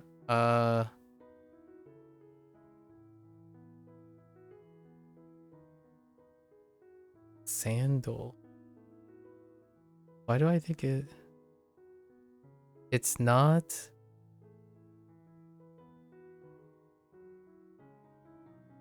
Oh no. It's not the one that I think it is. That's a coincidence. Not the same die. So this die is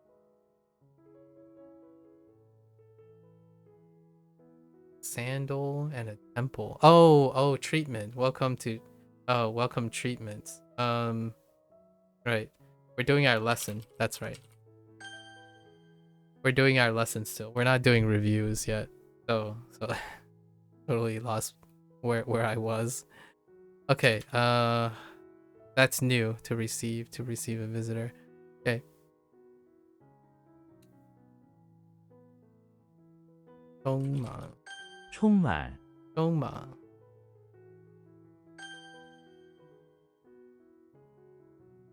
曾经。曾经，曾经。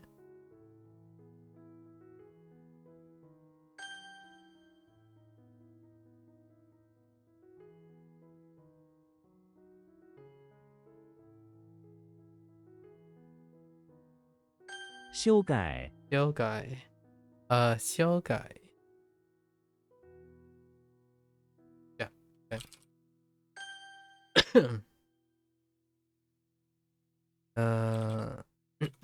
比较，比较。Yeah, remembering this stuff, pretty great when you have so many layers.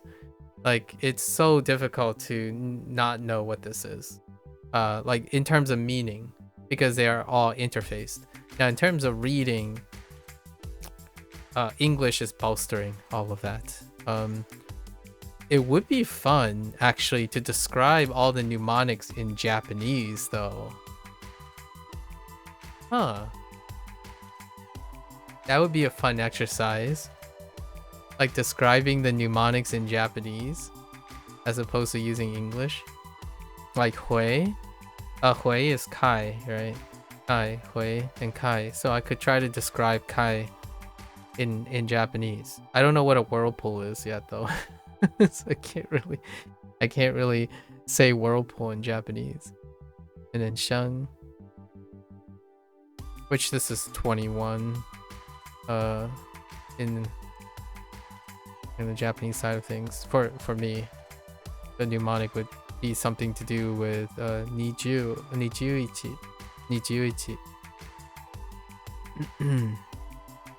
So hui sheng. Okay. To rise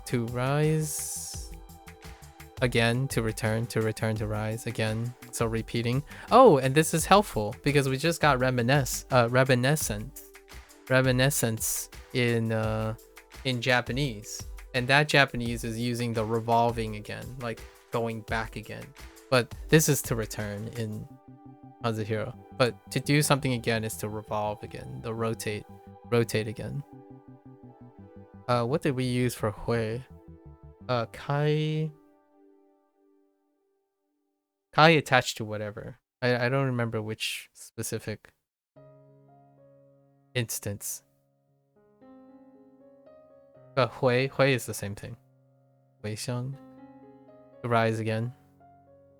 I wouldn't be surprised if it was like kai kai chi, or kai, or maybe like kai okuru. Maybe it could work. Or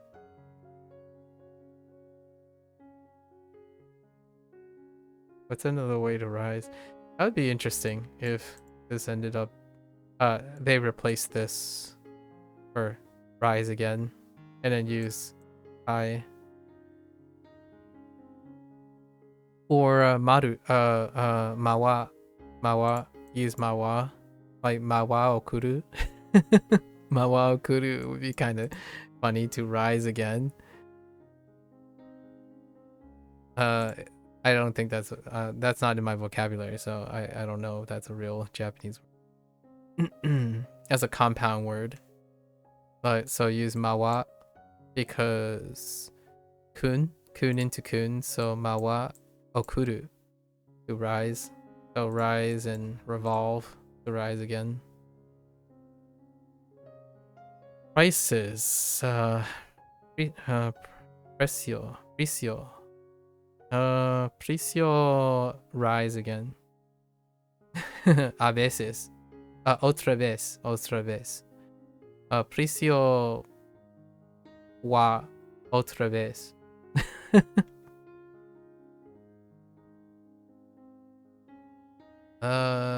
What is it? Yeah, 价格. So we have 格. Need to reinforce 格. Pattern. 价格. Maybe like currency, cost pattern for prices. 价格. 价格又回升了. Goes again. 经济站在回升. Yeah, 经济. Gotten very used to the economy word, or economics, economy related thing. 回升 计较 to fuss over. Interesting. Calculate and compare.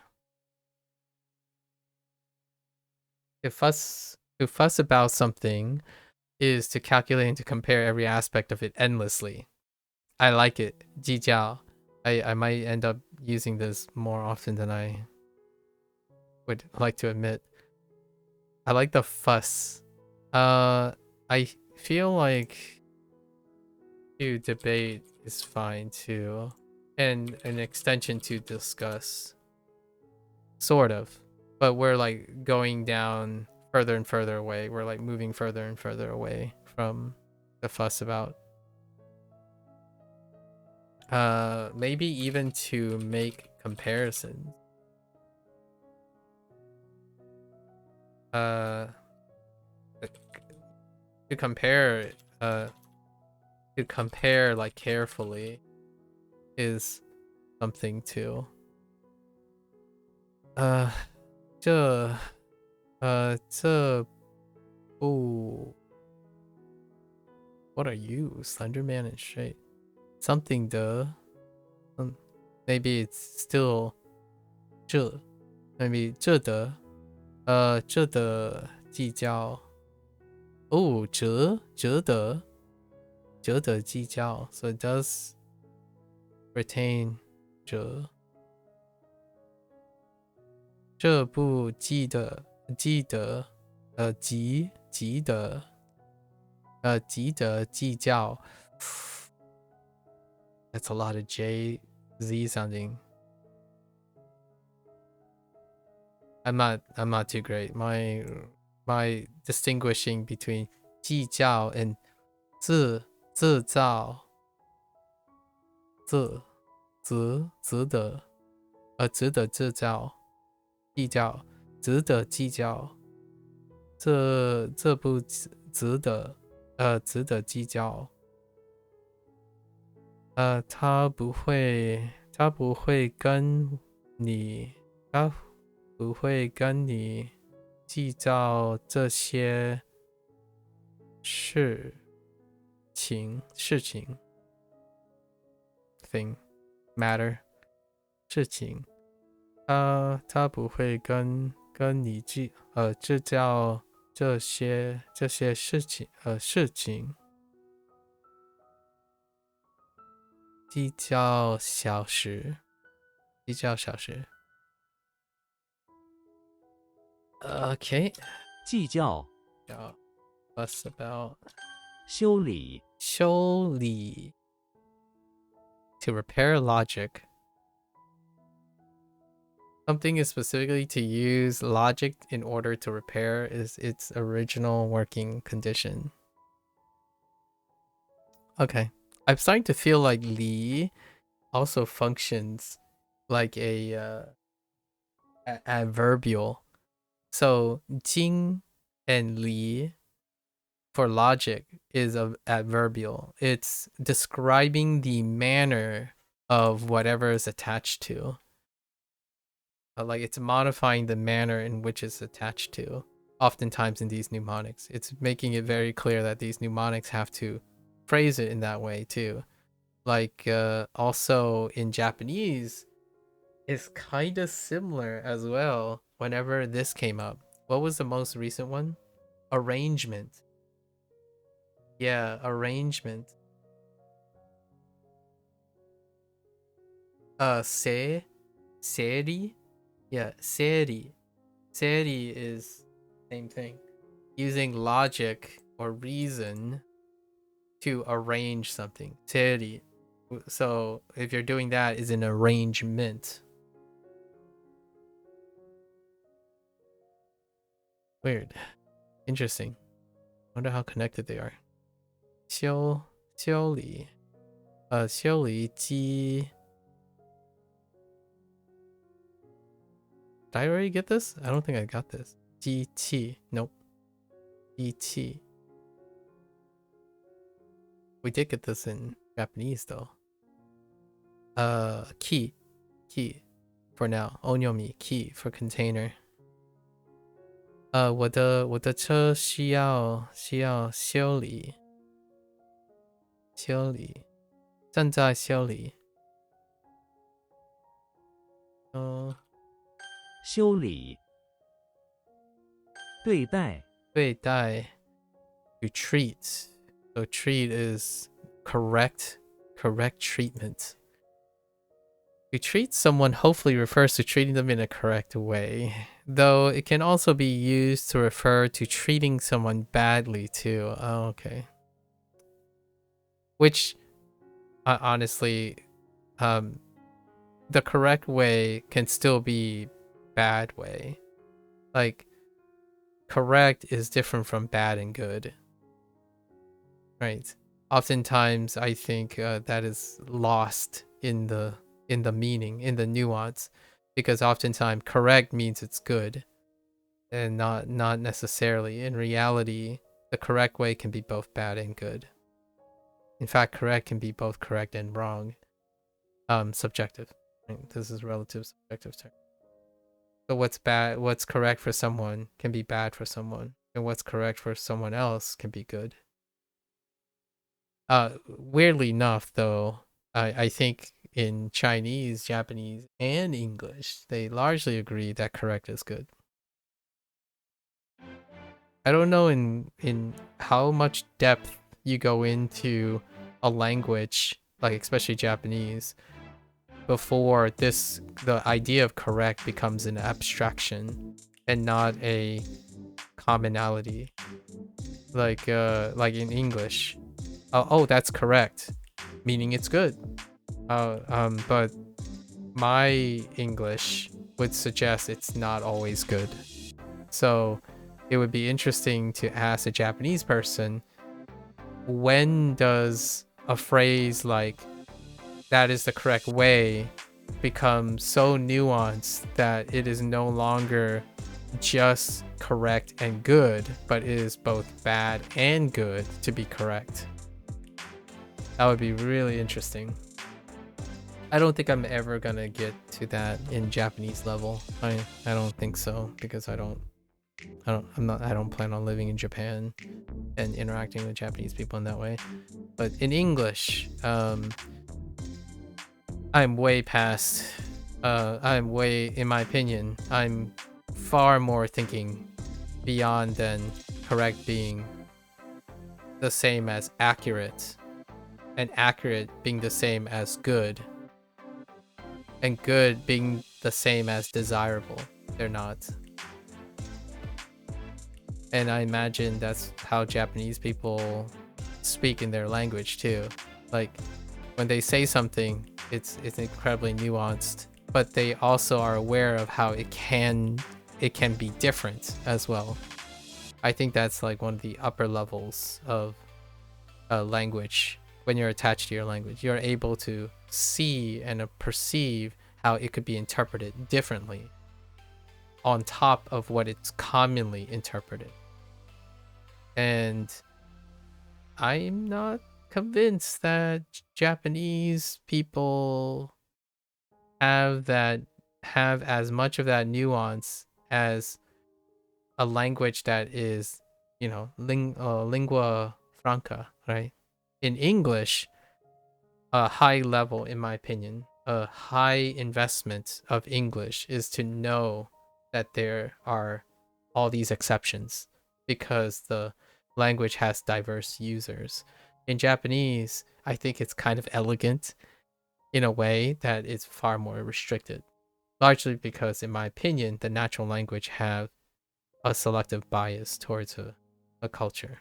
So it's easier to say that correct or like 对 in Chinese is going to be correct in this manner. But if more people outside use this, there's a chance that this would end up being far more nuanced because of the diversity of users. And this English description, I treat this English description as a nuance explainer of this. And my Chinese feeling is this is always correct, as in a desirable thing. So 对待 has this element of being a positive word at all times. 对待 like there's a element, because you can treat, there's other ways to say to treat someone in some way, but this one has like a little bit more feeling of formalness or like a decorum. Like for example, 老师 is, there are other ways to say teacher, and 老师 is like, 老师 is probably the most casual way of referring to a teacher. I know like the nuances between calling someone an instructor, a teacher, or a professor, or an advisor, right? That type of thing. Still got some feelings. 老师对待学生，学生要公平 fairly 公平。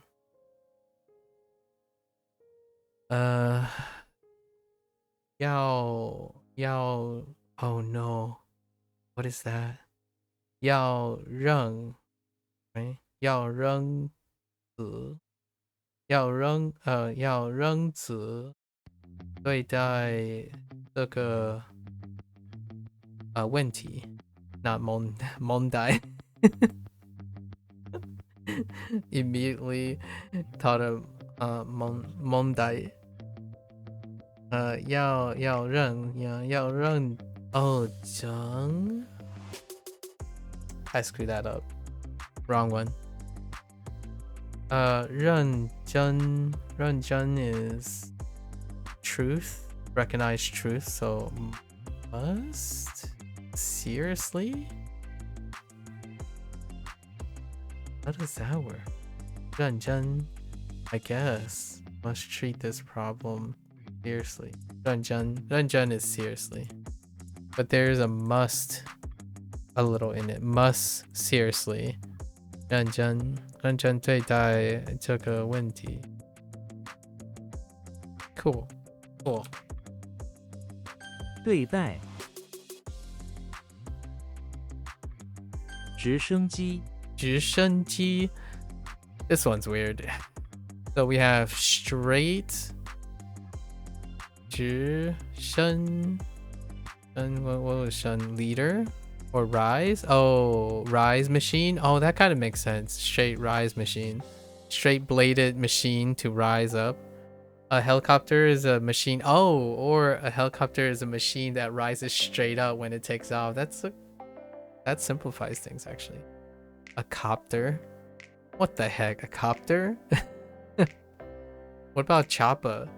Hold on. We gotta put chopper in there. Chopper. A chopper. A 直升机. Alright. I got you. 直升机, 直升机在天空中飞行. Oh, 飞行. Another way to say flying. Guy. 天空. Okay. How did that translate to that? Oh, interesting. 这家直升机很大. Not the most comfortable noun. 直升机飞行. Ying. What could ying be? I think this might be something like 借. Nope. Yen. Not even close. Yen. Alright, fair enough.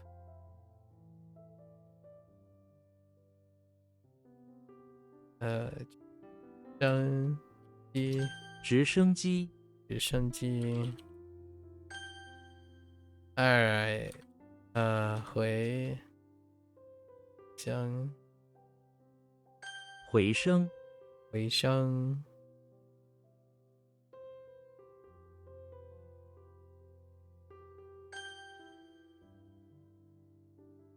直升机。对待. 对待。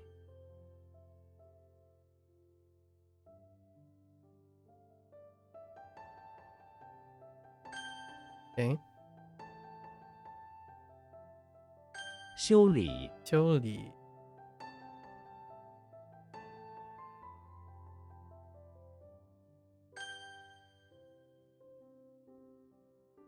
计较。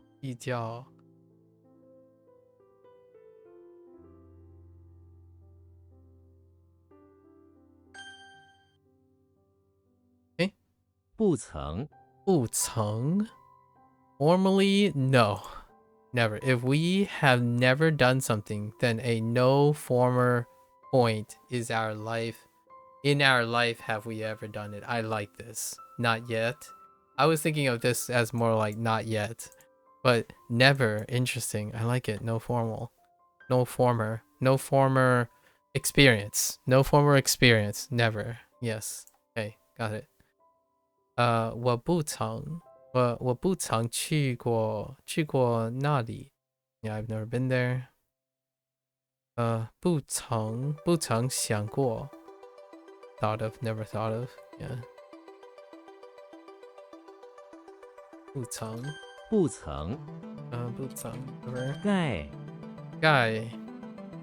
Oh boy. I see something. We got a new component. Okay. A butler. Okay. I don't see the butler. This component looks a bit like the waitress. I see the waitress. Or the waiter, yeah. But a bit more complicated and thus refined. Imagine a butler carrying a tray of food. I see it. With a cover dressed in a tuxedo. Oh, yeah, I do see that. I see it. Okay, alright. Yeah, I was gonna say this is probably butler because it looks like waitress and waiter. But interesting. Nice. I see it. I love the coat. I love the tuxedo tail. Okay, alright. I got you. 盖 Got it. Alright, we have Silver, Tree, and Butler.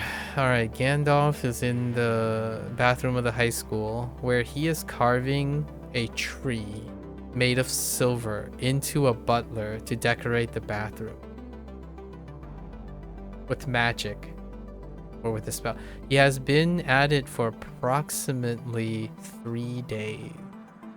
Using his staff and magic to slowly carve it. It looks ugly, but it's starting to approximate the appearance of a butler. Okay. Well, not enough to place him in the high school. That's the problem. We don't have high school. So we can place something like, in order to improve the hygiene of the high school bathroom, Gandalf decided it's a great idea to spend a lot of time morphing a silver tree into a butler and animating the butler to aid in oh no, but approximately is hard. Approximately. Eesh. High school, huh? Gandalf cares about the kiddos. So he spent approximately 3 days still working on converting a tree, a silver tree, into a butler with magic in order to provide some sort of, I guess, service in promoting hygiene in the high school bathroom, I suppose. Something like that. I need something to ground it into the high school. Let's see. Dark, dark, dark guy,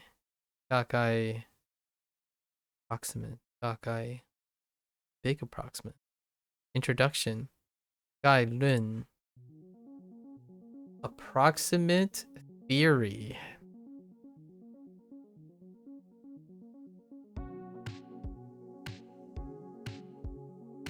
That's kind of a hard sell. To summarize, Guy Qua. Oh, I kind of would have thought this would be a summary. To summarize. Because you're like doing an approximate theory, so it's an introduction. I guess there's something about approximate that is missing a little. Okay. 盖 May May matchmaker?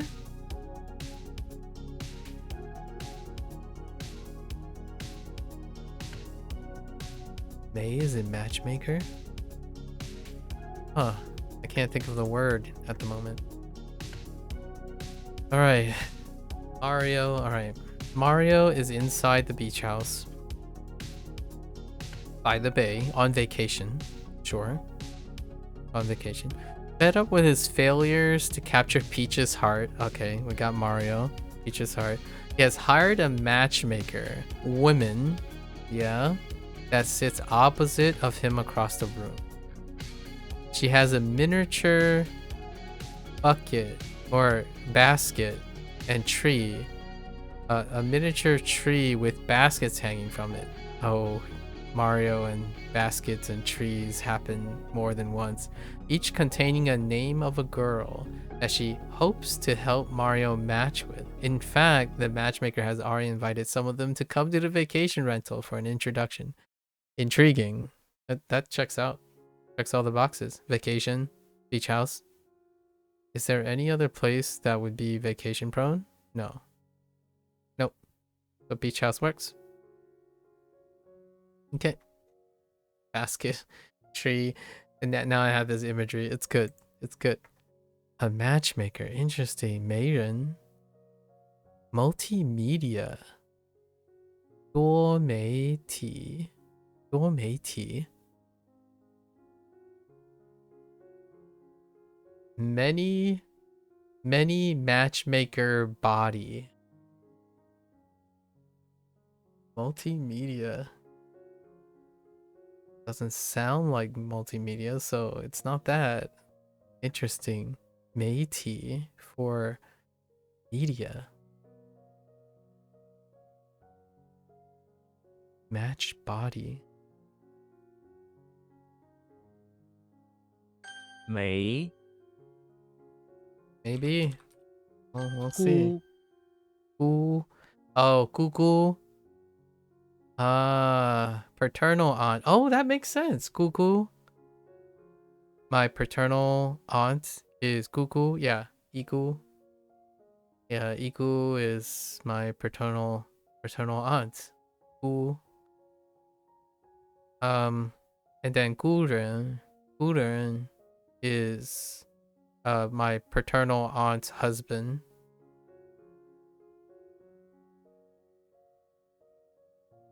And then I wonder if the maternal uncle would be Shu. Oh yeah, it is Shu. I'm like Shu. I'm like Shu. Oh yeah, Shu for paternal uncle, and then was maternal aunt. Gang, probably gang. So what is close to gang? Gian, Jian, something like that. It's probably something like that. And Gyu. Gyu would be like maternal, or maybe even, yeah, it might be maternal uncle. I haven't visited these terms in so long. Or I don't really use them. I just refer to them as auntie and uncle. And I think that's adopted now, especially in like diaspora. Instead of saying gugu or gu, gugu, you just you refer auntie, auntie. So you can just take an, maybe like use peace, right? Use peace. Auntie, maybe body.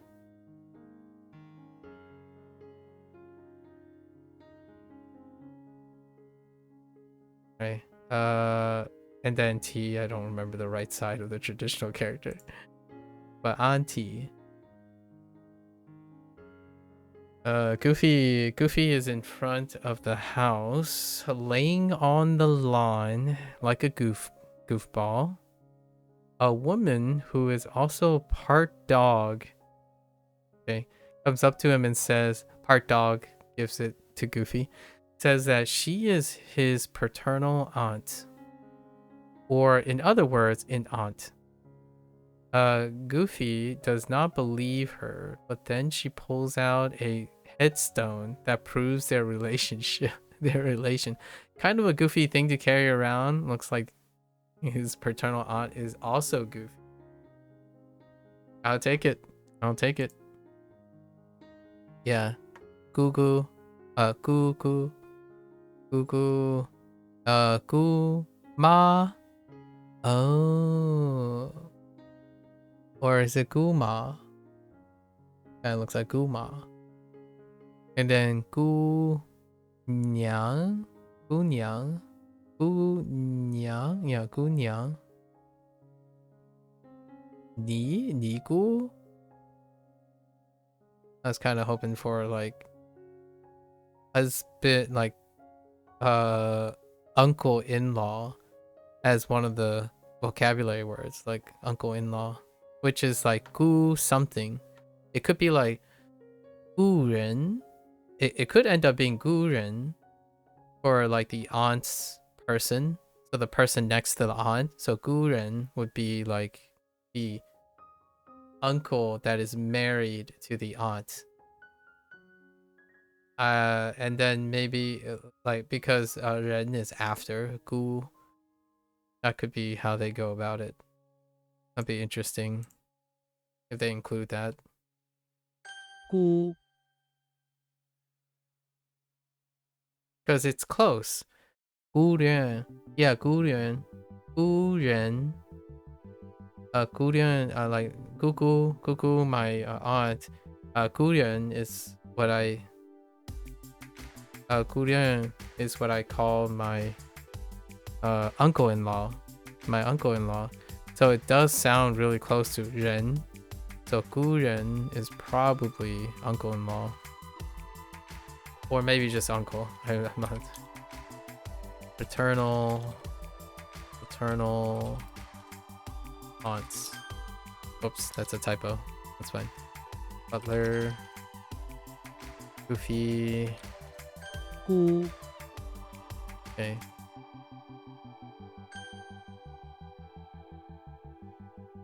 不曾 不曾.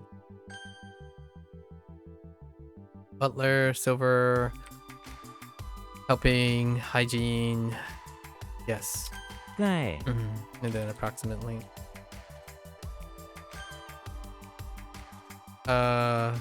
Bucket, tree, matchmaking, Mario, vacation.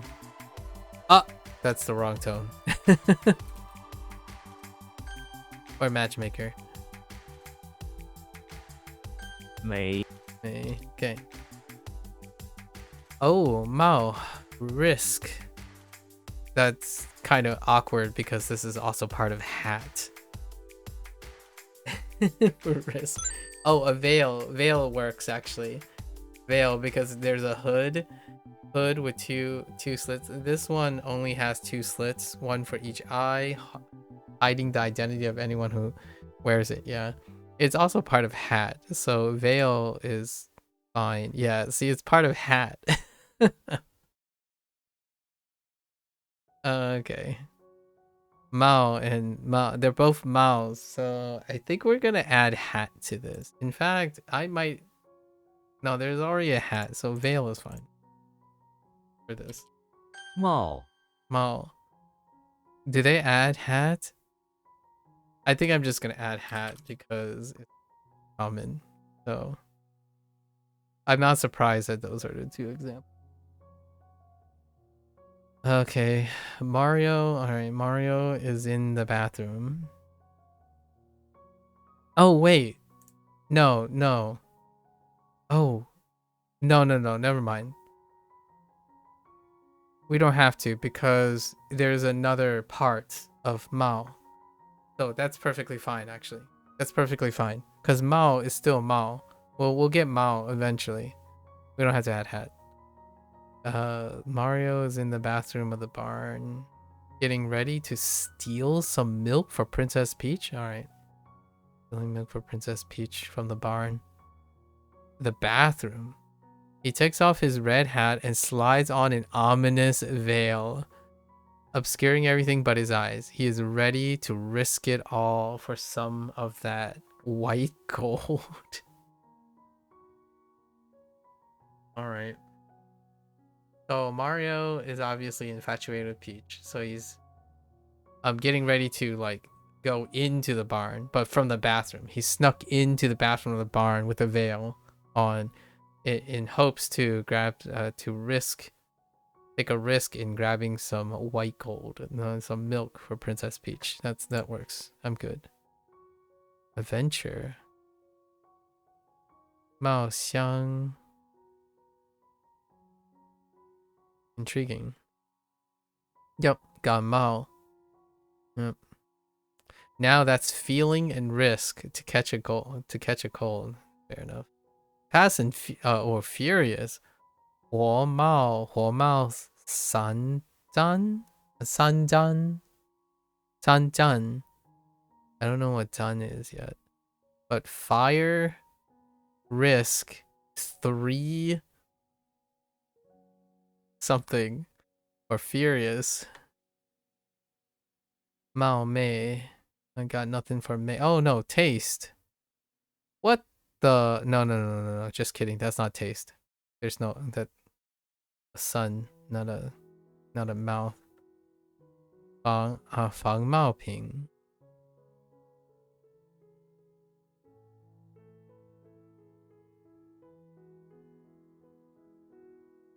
A portion, risk, goods.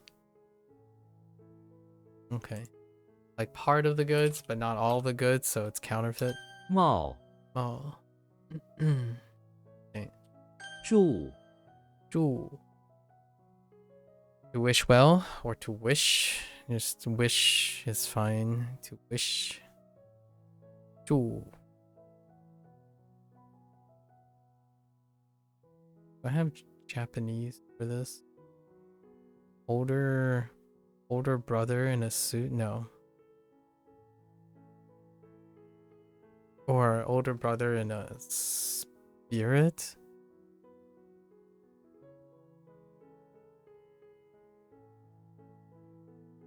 I don't think so. George Costanza, alright, is in the bathroom of the house where he is wearing a suit. He wishes well his elder brother who is there in the bathroom with him and about to leave as a in like let's just say in the morning routine, just putting on a suit, check in, and he says goodbye, right? Wishes well his elder brother who's in the bathroom with him because brothers, and they're just getting ready for like a special occasion and about to leave. As a going away present, he rips off his suit and gives it to his younger brother. What? Wishing that it will give him good luck on his journey. What? Maybe wishing well that the both of them for like maybe wishing his brother well on their like wedding ceremony or where he has to go formally, right? Comparing suits. We'll just say they're comparing suits and wishing each other well for wherever they're going. They're formal that they're going to. Qing 庆祝. Interesting. 祝愿. To wish. 祝愿. 祝福. I'm not sure about that. Or that. 注 Ooh.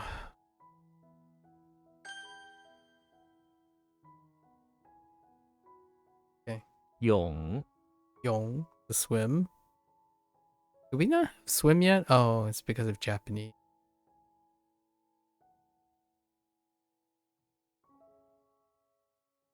Wait. No. Yes. Yeah. Oyogu. Okay, so Yoshi is in the... Oh, wait, but we have multiple swims. We also have Yo, ascribed to swim. Right? Pretty sure we do. Wait, how does Yo different?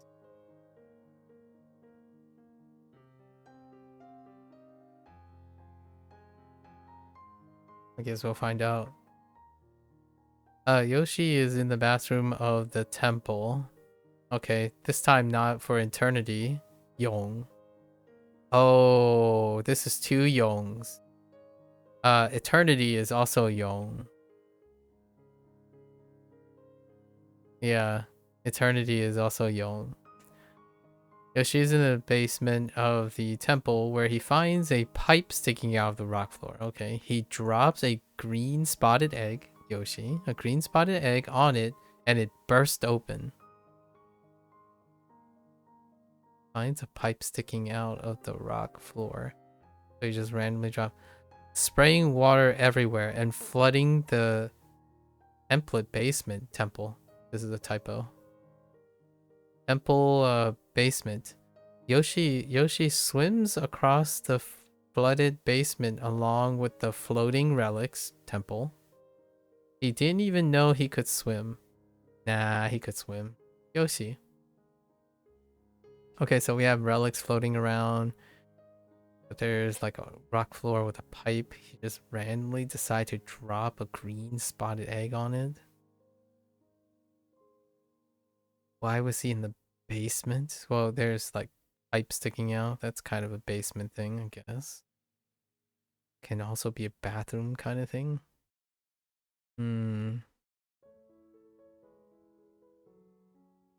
Yoshi? That might be tough, but we have Yo-Yong. There it is, Yo-Yong. So swim plus swim is swim.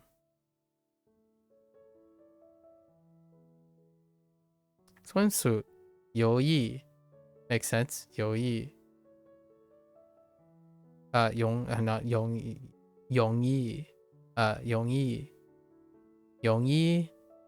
Yong-Yi, Mizuki. Interesting. A little different. Yong-Yi. Yo-Yong-Qi. Swimming on. Chi, not Qi. Chi. 游泳池. Okay. 泳 裤 Ooh. Hey, trousers. Nice. We're getting into some articles of clothing. Koopa. Koopa is in the bathroom of the house. He's in the bathroom of that bathroom quite often. A Koopa is in the bathroom of the house trying to wash his trousers. He takes them off and turns them upside down and starts shaking them to get all the stuff out before washing them in a bathtub. In the bathtub, a suit pops out from the pocket of the trouser. A suit within a pair of trousers. Next, a miniature car with a matching miniature shack pops out onto the bathroom towel floor. Who knew Koopa had so much in his trousers? That's probably why he washes them so rarely. What a hassle. That is not great. But we do know ku for trousers. Kutsu. Kutsu is super common, so pants. I think we're fine here. Although he do be living from his trousers. Koopa is a turtle after all, you know? I think it's far more to be like Koopa went to the bathroom and he wants to wash his trouser, but he also wants to wash his like shell, which in his shell, you know, there's a suit and a miniature shack and an interdimensional portal like that has a suit, a shack, and a car, because you know the shell might as well be the home, right? The home, figurative home. I don't know. It's fine. Duan Ku shorts and Nei Ku. Oh yeah, that's inside. Yeah, inside pants or underneath within the pants. Okay. 裤 Trousers. Trousers. Such a British thing.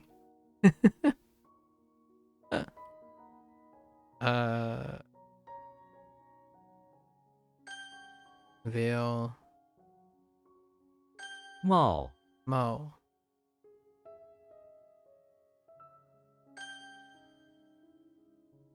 裤泳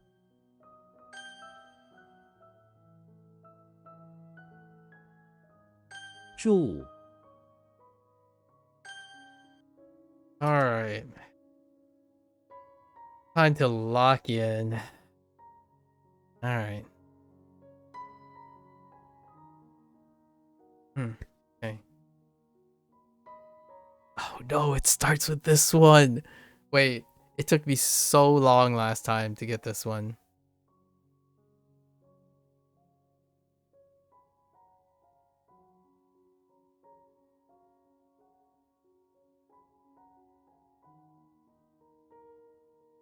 越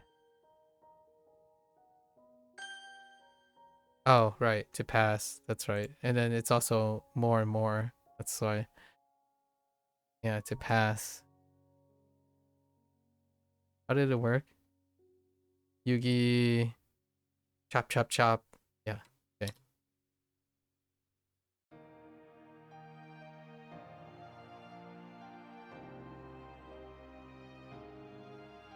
Oh, I'm being a little tired. 村民村民们捕获了一头野牛。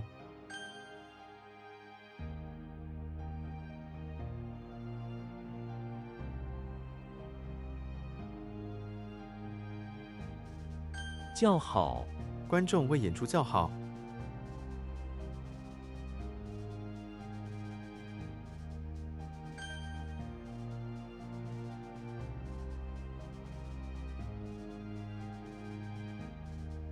越来越天越来越冷了。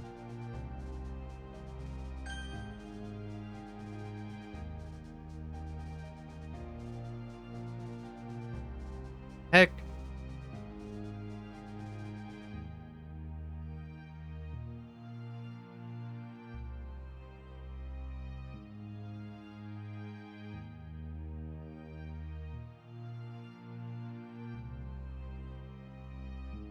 Heck.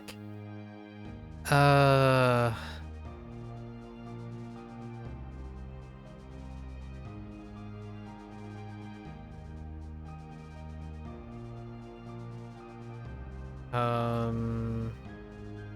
或 Okay. That's a weak one. I don't think it's been not weak. Oh, whoops. That's not the character. 跟 Oh. Ne. Whoops.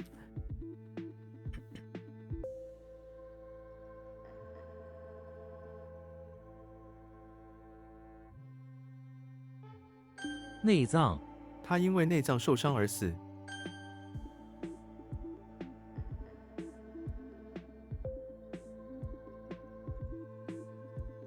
Oh, wrong tone. I typed the wrong tone. 建立建立根据的。Oh, build, establish. 果汁你想喝牛奶还是果汁？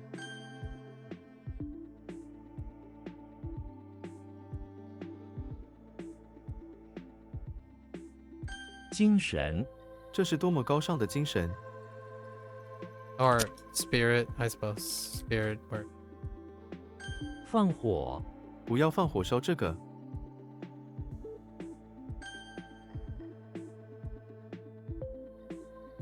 急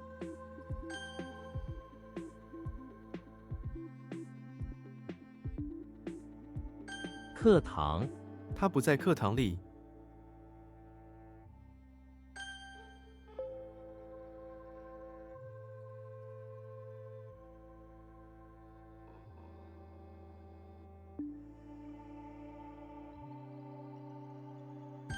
夫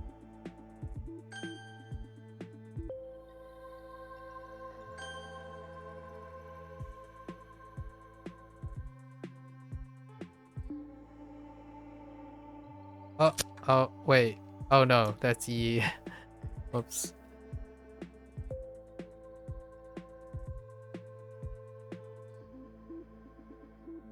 共存动物和人类应该共存。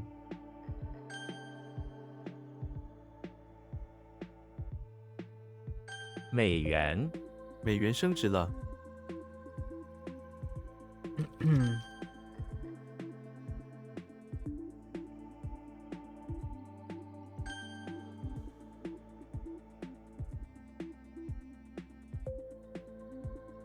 What?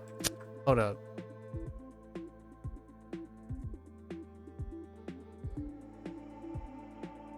Oh, 次. I don't know why I wrote 季自自愿自愿之之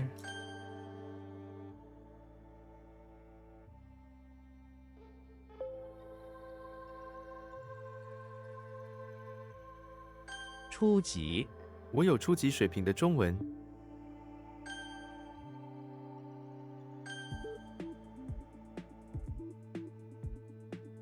因此我没学过外语，因此不能出国留学。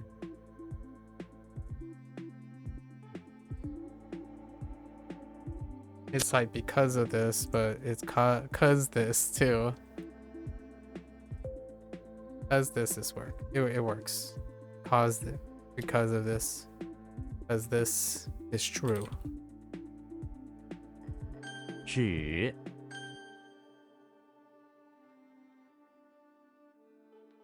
车号请告诉我您的车号。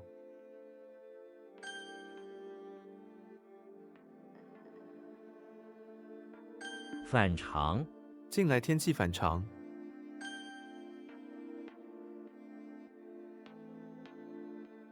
否定我不想否定你们的成绩。Or oppose. It's either.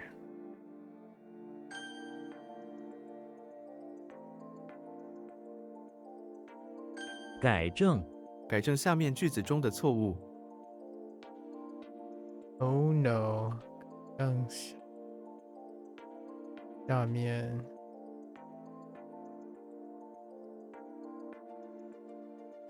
turn to correct.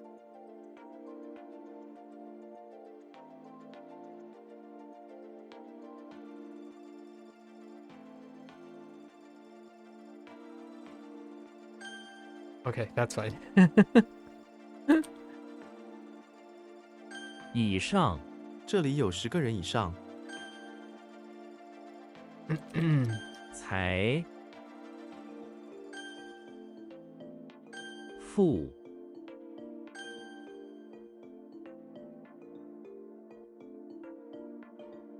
自愿他自愿加入救援队。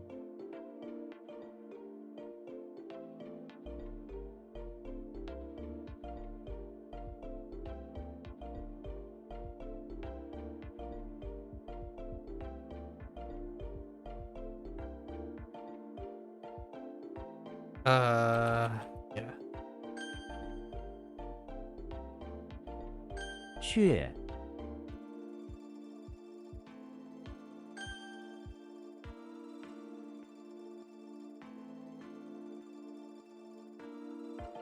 Oppose, negate. There's so many. Deny. I guess negate works. We'll use negate from the.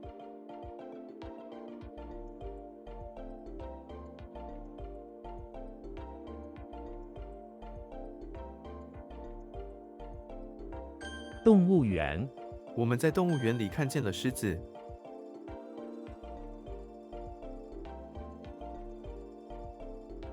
支流黄河的一条支流。 The heck? Oh.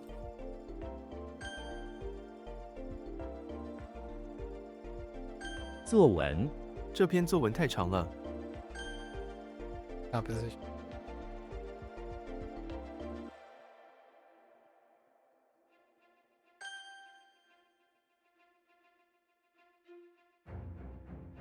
当地当地习俗。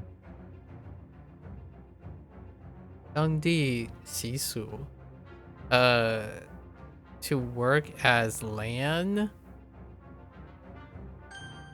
Like locality area, yeah.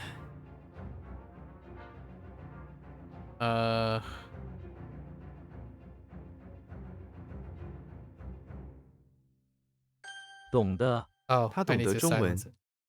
Yeah, 懂得. 懂得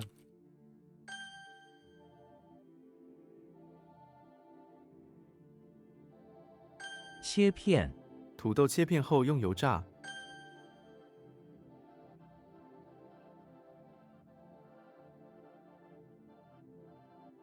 超过它超过了我的期望。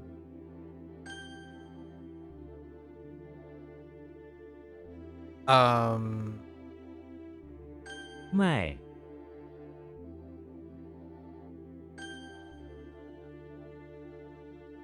Uh, uh. Oh no. Oh no. Japanese. Oh no. Hold up. No, I got it. 父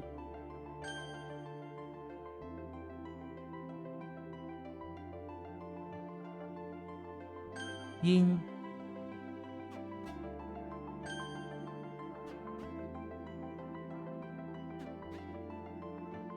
树根 他被树根绊了一下。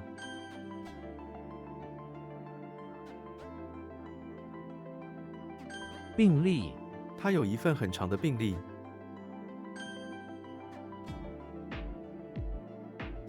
山羊 山羊在山坡上吃草。 It's still mountain goat. A goat is a mountain goat, okay? Don't even at me. Don't heckin' at me right now. 房租 付房租。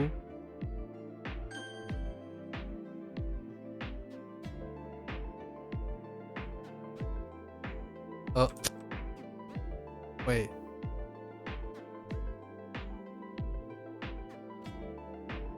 Oh. Wrong tone.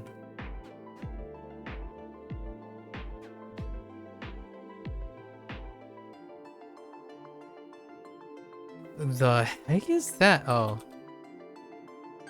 筷子 你会用筷子吗？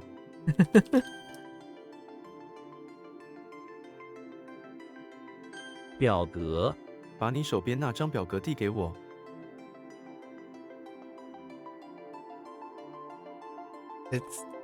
It's still like surface pattern, but I don't know what they refer to as a surface pattern.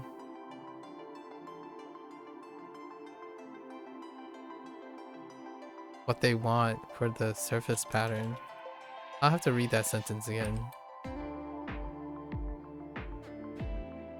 足球 他们正在踢足球。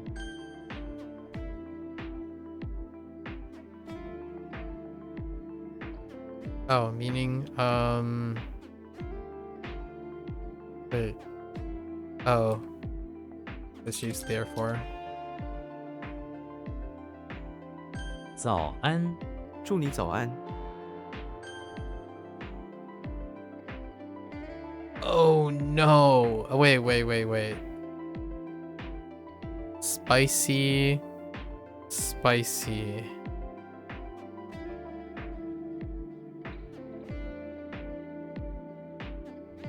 办公室 有人每天打扫办公室。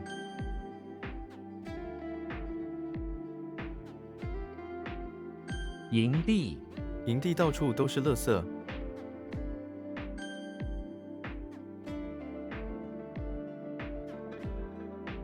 牛奶 他喝很多牛奶。 Oh, I had trouble with this because of how strong Hayaku is. Okay. I tried really hard yesterday, so whoops. 速度 速度限制。 So we're good. Tried really hard. 时 Okay, how do you summarize this? Like, how do you 把你手边那张摇个 something 给我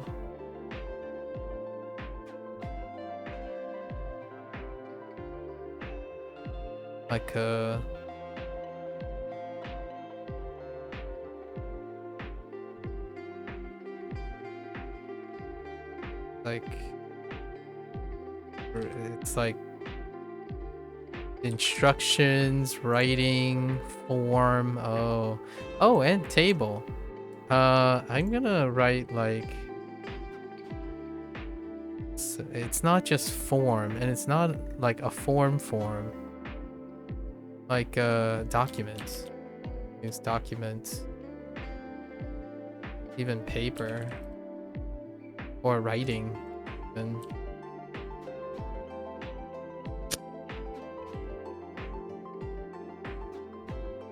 even instructions or directions.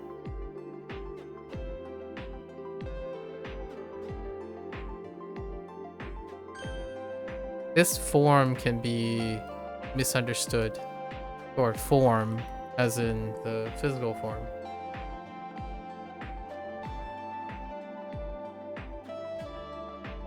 I don't think it's that.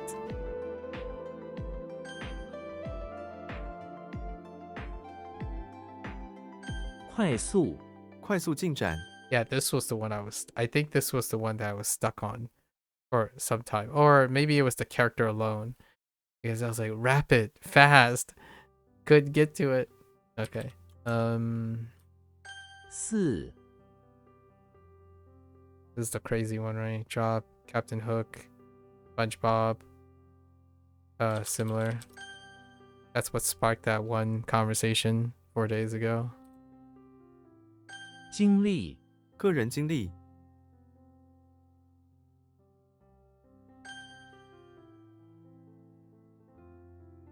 神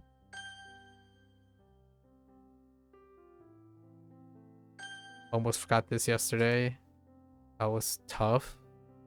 And I still feel like I'm going to forget it a month from now. It's really tough.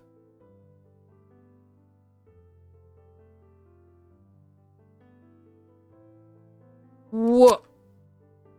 Oh, I keep typing Cheng instead of Chu. What's wrong with me? Oh, Tielu. I was actually looking for this Tielu. I'm like, oh no, I misspelled it. Wait, how do I? Oh, I reversed the two. 断 I was like trying to figure out how do you talk about railway, and it's anything with tie, but I couldn't think of which specific expression anymore. 保持保持身材，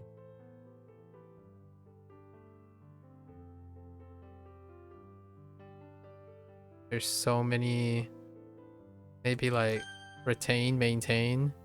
Yeah, see, this overlaps with the other thing to maintain and retain. I think I'm just gonna add maintain and retain to both because it needs context. For me, it'll be fine.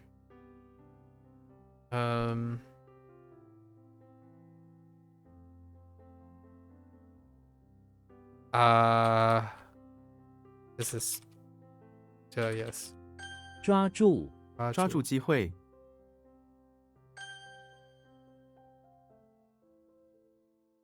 铁路高速铁路，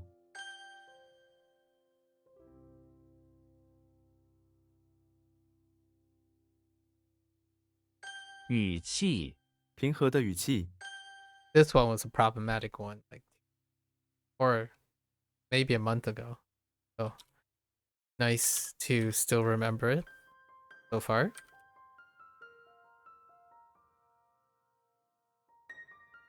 不敢当不敢当，还要不断练习，美 Bugandan, Bugandan is something I should use often. It's like what was it? Yeah, or madamada, right? Madamada, yeah. To like a compliment. Bugandan, right? Bugandan, 我学的一点中文。我只写一点中文。まだまだ。Oops. What? Wait. Oh, meaning. Just what? Oh my god. I'm having spelling issues. I don't want to talk about it.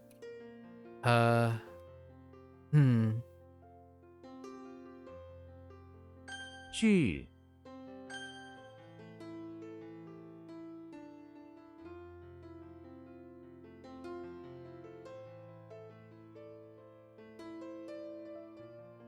意志，意志薄弱， This was a problem too. Will and power. Oh, willpower. Aspire to an idea. 楼，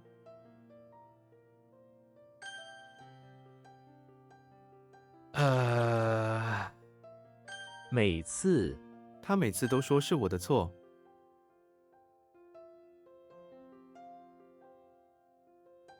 降，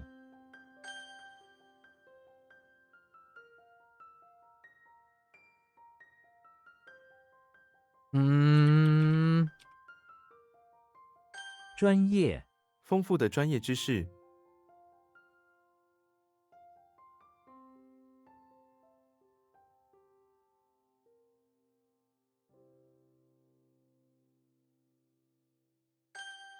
or professional.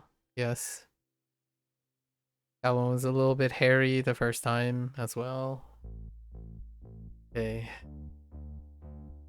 Oh my goodness, I added a G.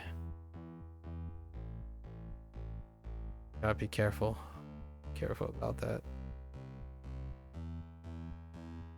前夫，他恨他的前夫， Like, what the heck does that mean? Like, what does that mean? 架子，一个新的工具架子，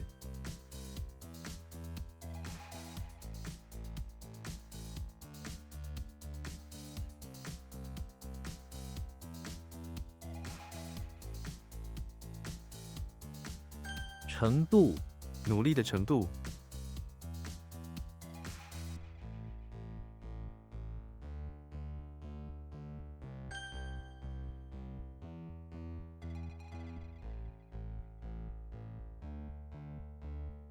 失望，他对结果感到失望， Okay. What? Oh, wrong tone. 宝， I have a habit of swapping 1 and 4对手， every 别 once 小 in 看 a 你的 while. 对手，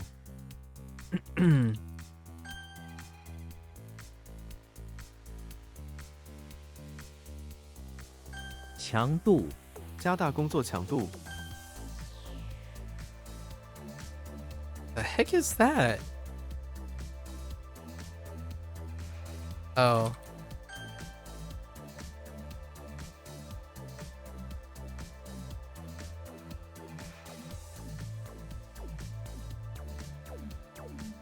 What? Wait.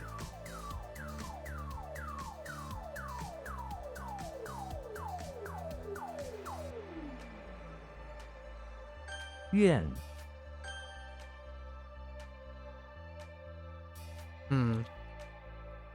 重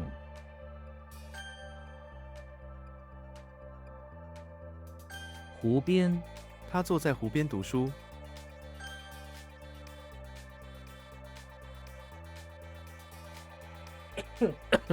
Sorry. Oh, wrong tone.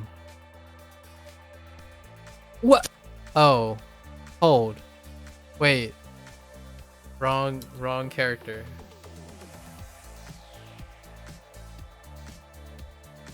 This is, what? "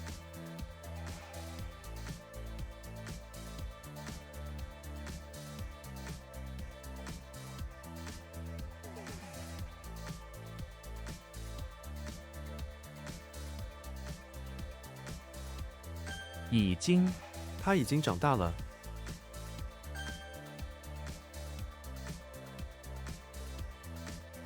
记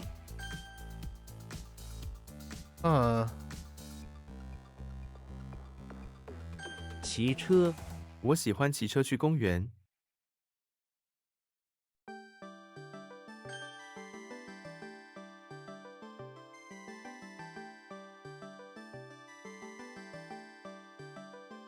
Oh.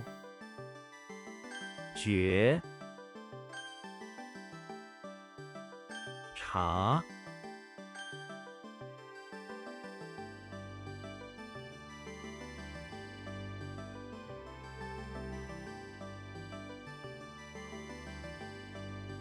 防止，防止火灾。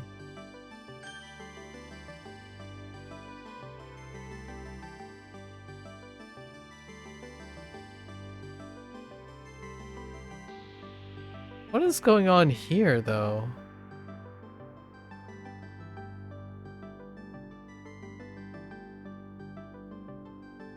Oh, what did I type? Oh, I typed the wrong thing. 户， That would explain it. I typed the wrong thing.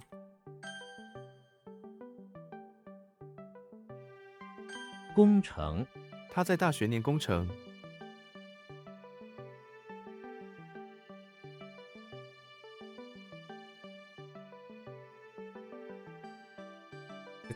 It's still like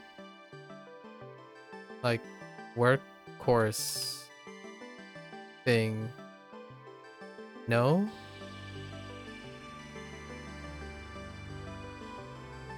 Hmm.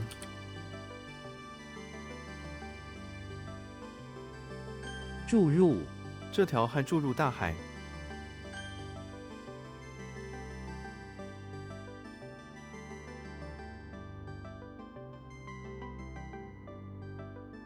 画像，父亲的画像。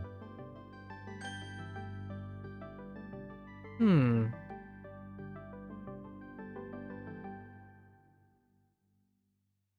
防火墙，防火墙设置。注意，注意他说的话。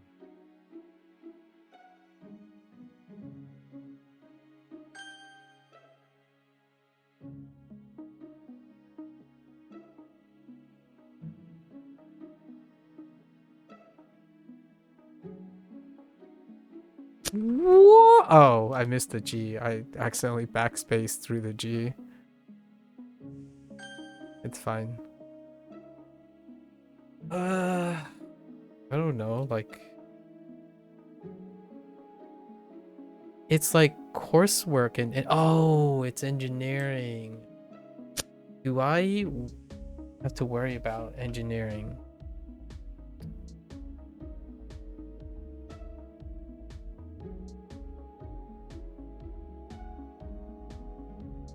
I do have to worry about engineering.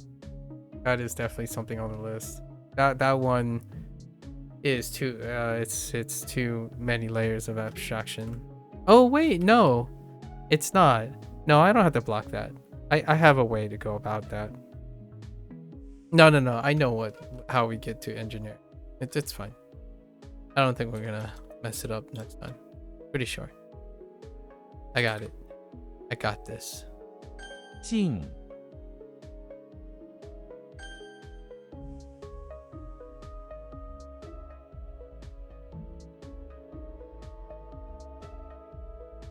效果，这些效果不太好。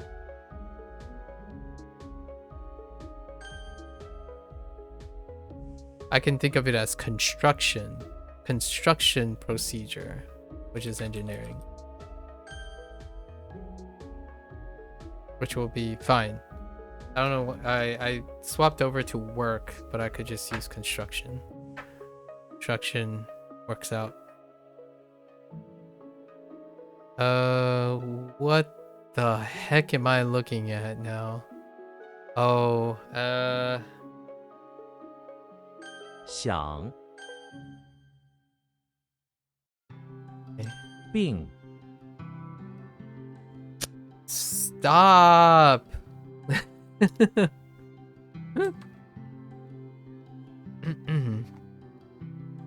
Wait, didn't I just get this? Or am I crazy? No, I'm not crazy. This is... I am crazy. I made this up. 况且，这房子太贵，况且地点不方便。 Whoops, that's one word.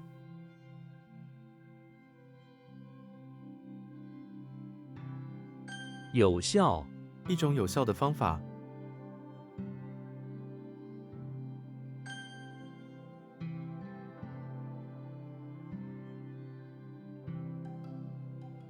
美术馆，台北美术馆。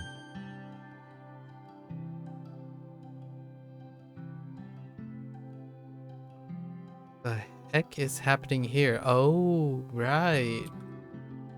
则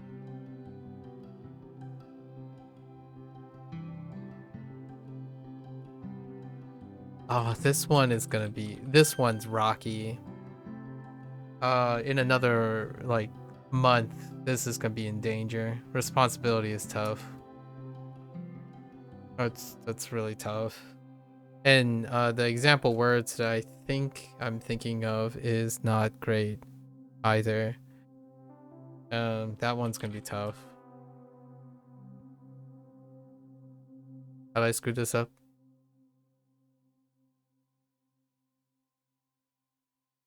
Oh, I missed the 形状 这房间的形状是矩形。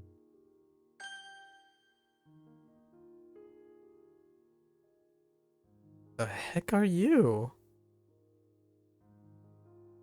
Oh no, this is the arrow. Oh, yes, the arrow, foot to the ground. More like running. We're gonna think of running miles in archery, right? Yeah, and then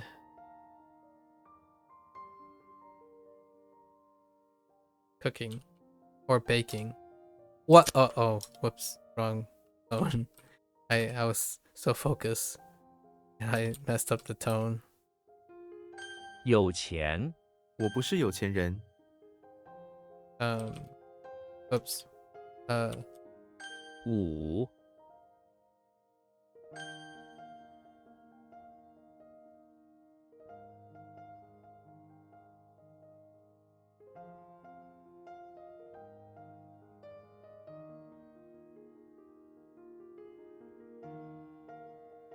追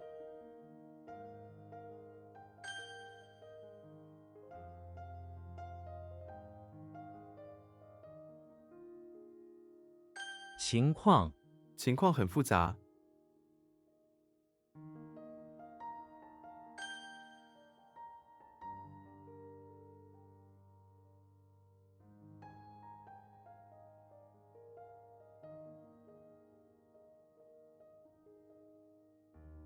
状况 健康状况，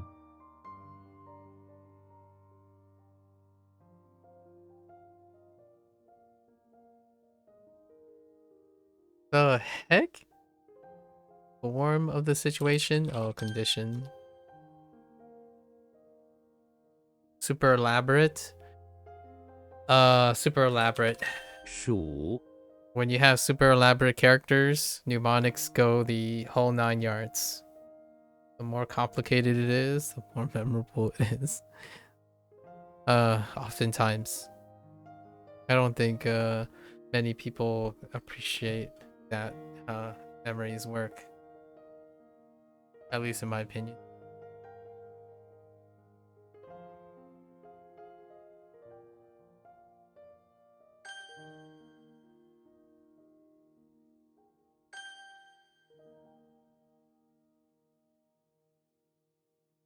Unless you spend the whole 水 time 龙头 trying to 水龙 simplify 头在 things. 滴水， I don't spend most of my time simplifying things. Simplifying things make things less rich, you know? Like that statement I just made. Overgeneralization and generalities.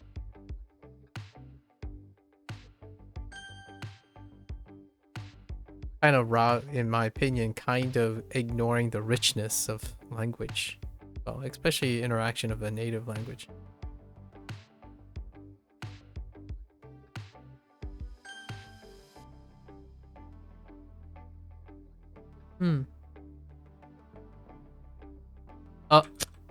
Oh, I put an I there. It's when everything's going Guang. to everything is going into overdrive. Oh wait,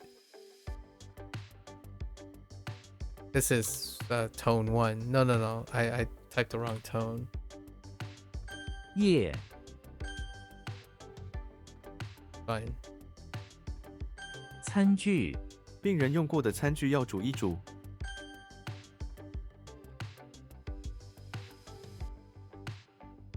音乐 他在听音乐， Lots of trees. Shack. Mario. 马，婚， Okay. 网站，汉字英雄是个很棒的网站。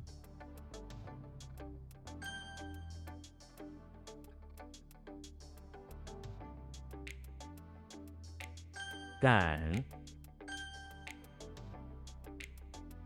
三，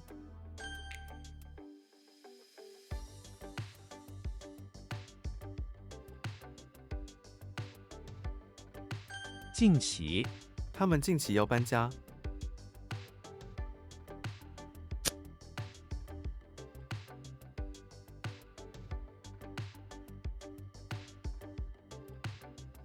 拍，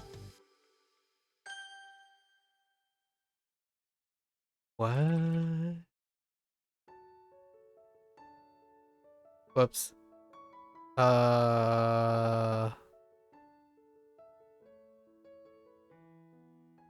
Oh, I typo. I meant 出.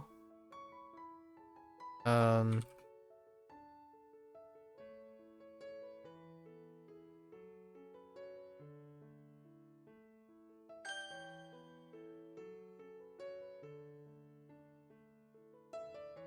挺身而出， 出.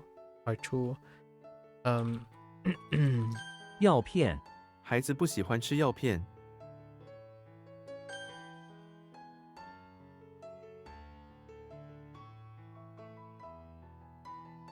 What? Wait. Wrong. Wait. Yeah. What? Oh. Um.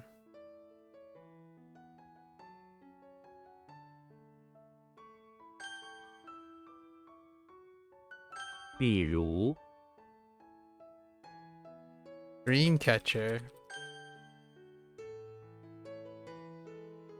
18， 18个学生在 Okay. Earth. 存活，他在地震中存活了。 That's one of the weak one from yesterday. 谢，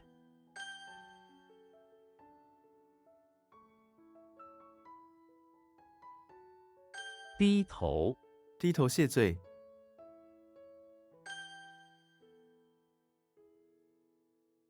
吃饭，他们一直都喜欢去餐厅吃饭。 Or to have a meal. Yeah, it's fine.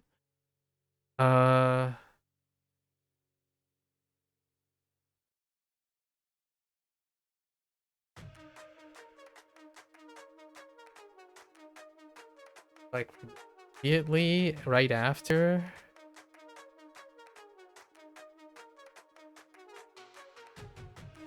Yeah, near future. Immediately right after. Near future. Yeah. Fine. 累， Whoops, I've got the D. What did they want? What did they say? I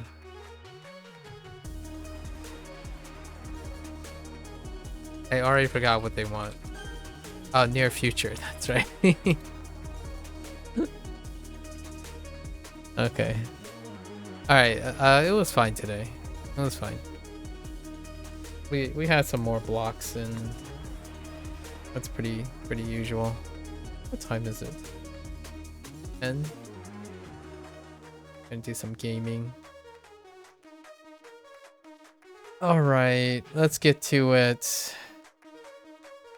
Ooh, excuse me. Now we have Butler.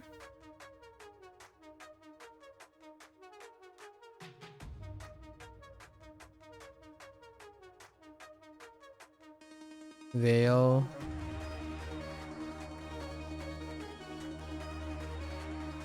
Who?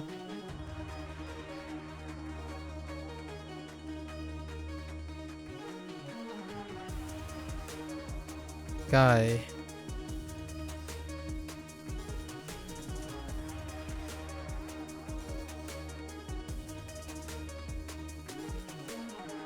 May. Mao. Ku. Yong.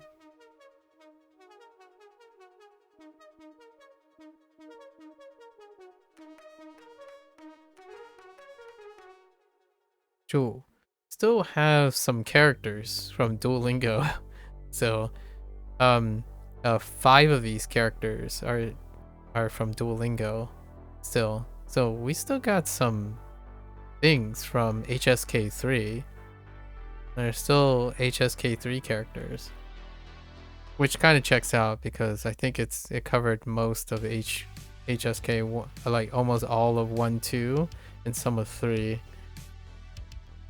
So some of these are familiar already. Actually, 4,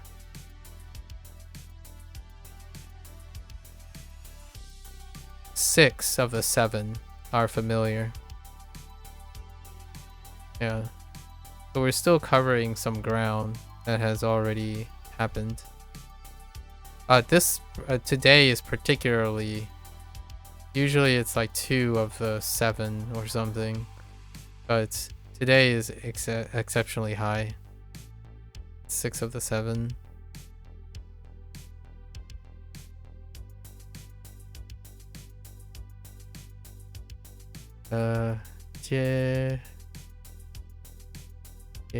Die.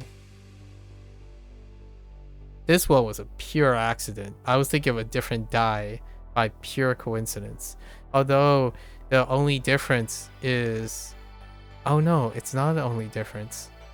So my gut was telling me it's die, but my mind was thinking of a different character altogether. So that's interesting. I don't think that happens very often, where my gut and my mind were desynced. So my hand just moved and typed die, but my mind was thinking substitution. I was thinking substitute this. This die. This is also die, but it just happens to be also, that's also die. Weird. Doesn't happen very often, but yeah. I guess it might as well, if there's anything, it would happen in Chinese, I suppose. It was random chance.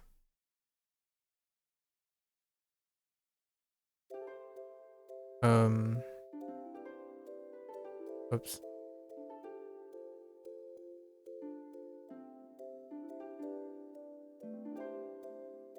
총망.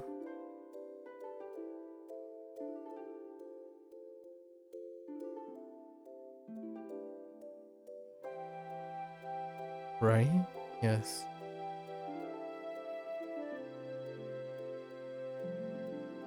I don't remember why this is Ma anymore. What is that? Bucket? Bucket? People? It's like fool. Oh, it's the yellow. Wait. Spray. Like filling the bucket full of stuff for the carriage.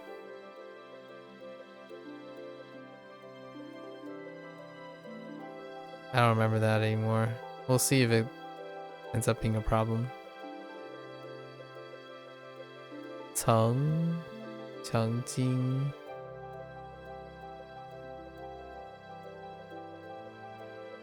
Okay. Eventually the mnemonics are meant to reinforce, not to be relied upon necessarily. So okay if it goes away. Xiu.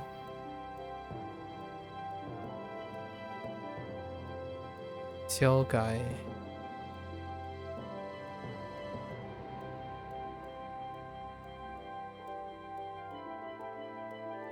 Guy is also Guy is a little bit of a compound modifier too.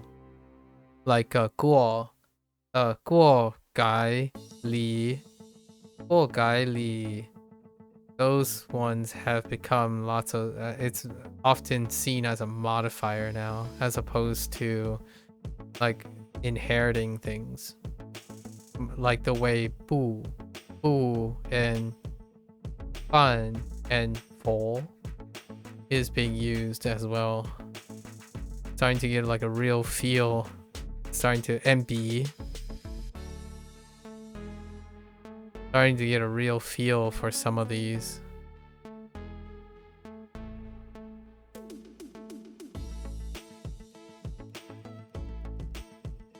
比较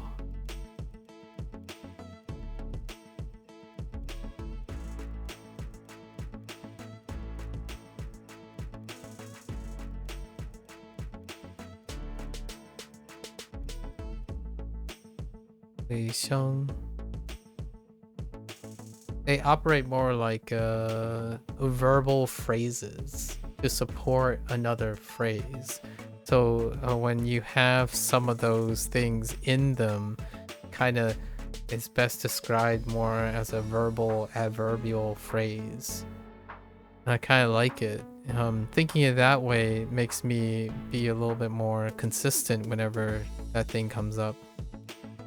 Thinking of it as like a one-to-one static translation makes it you can get stuck with nowhere to go.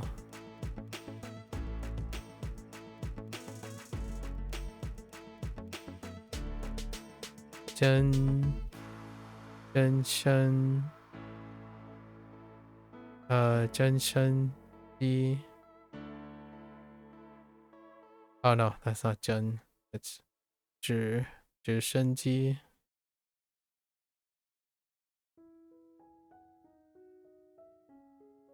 Sheng Ji.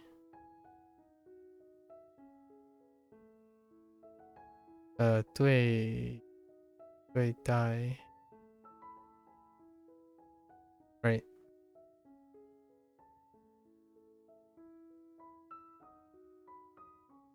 修理 yeah like Li 修理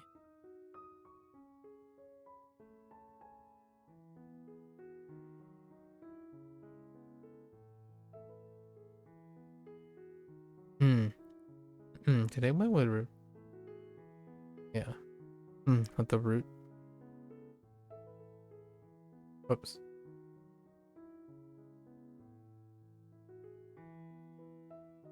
计较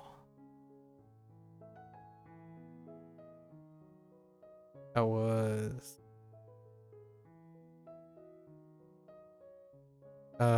this one is to fuss about. This might take an extra layer that I might forget. 不冒 oh no not 不冒不成不曾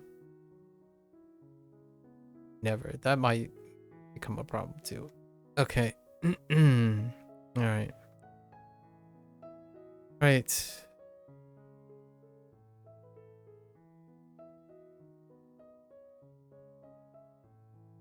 We have Liang.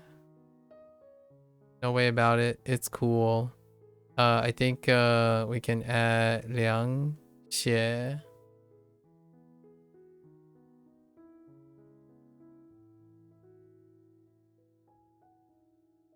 Wait.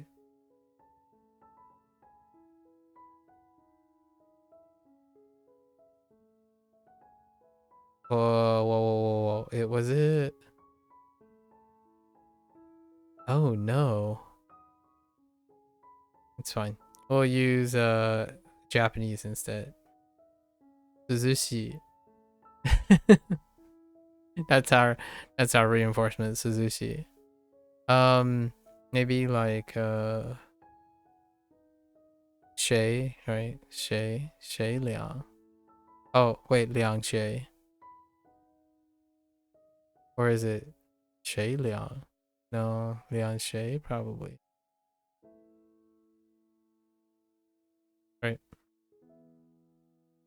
And then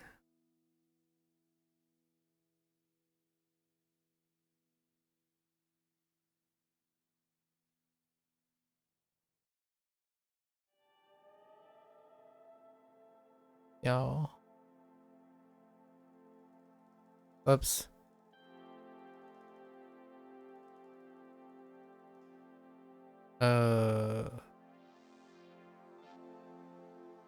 Shen. 选票 or vote. We have another Shen. I'm gonna have to look it up to solidify. Choose. What else? Shen Reng. I think Shen Reng.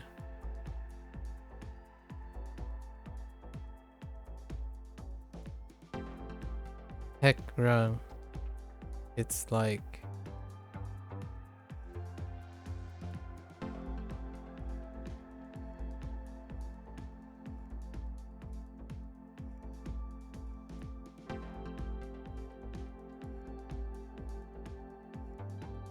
voice box.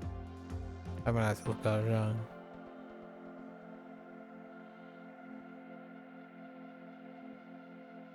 This is kind of still sketchy. This one too.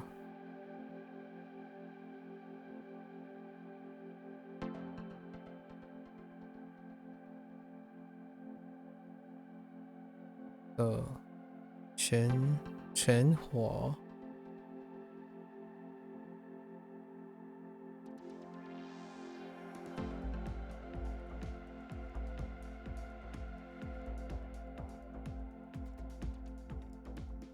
全火 to survive. It was okay today. Oh, we double down. So it's to live.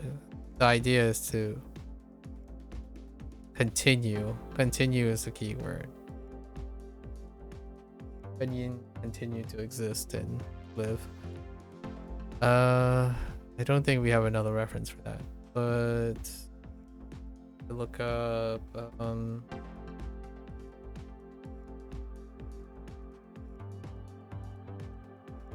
Shen.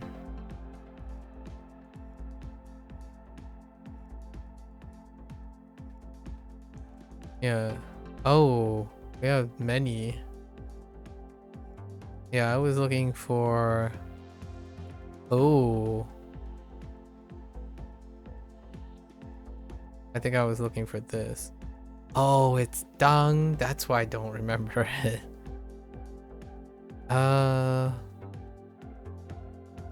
Hold up.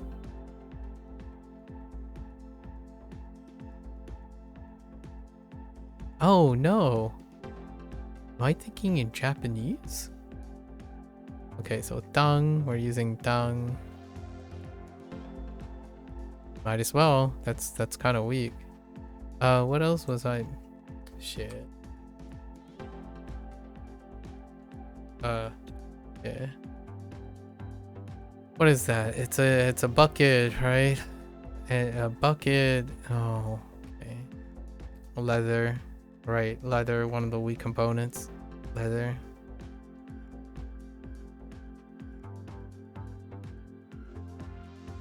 Okay.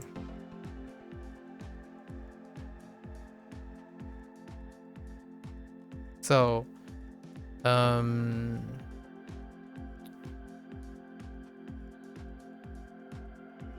add another here.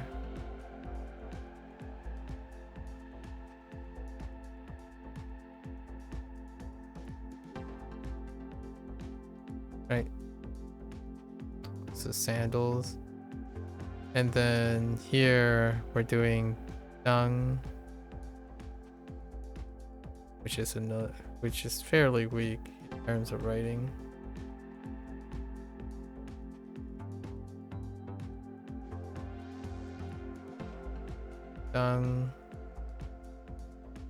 Dung Xian.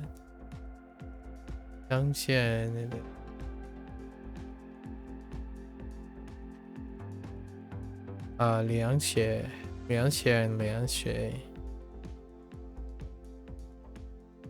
or Suzushi. Suzushi. Okay. All right. So that's a wrap for today. That's it for HanziHero today. If you're gonna watch this later, yes, always feel free to follow along, pick up HanziHero. I would love to hear other people's experiences, right? Exchange ideas. How you go to use and interact with tools is of interest to me. I always welcome the digression. We had a digression today, talked about the connecting interference of learning more than one language at a time, especially Chinese and Japanese, which led to another bunch of other analogies and whatnot, or how I feel about it. And of course, that is to share my experiences, my anecdotal experience. It's not prescriptional, nor is it suggested as professional advice. If any of this stuff like resonates, in fact, here's a little tiny story. I was looking at the community. I checked the community thread for anything interesting that's outside the usual behavioral patterns for both WaniKani and HanziHero on their thread all the time to get like a grasp of the frequency of commentary, right? To observe human behavior. And one of them was that someone asked, oh, they wanted to start using HanziHero and they are a heritage speaker.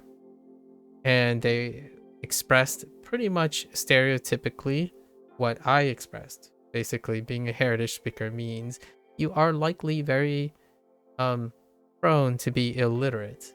So that person was asking if there was any does anyone have any complementary reading material on top of using HanziHero to bolster your vocabulary?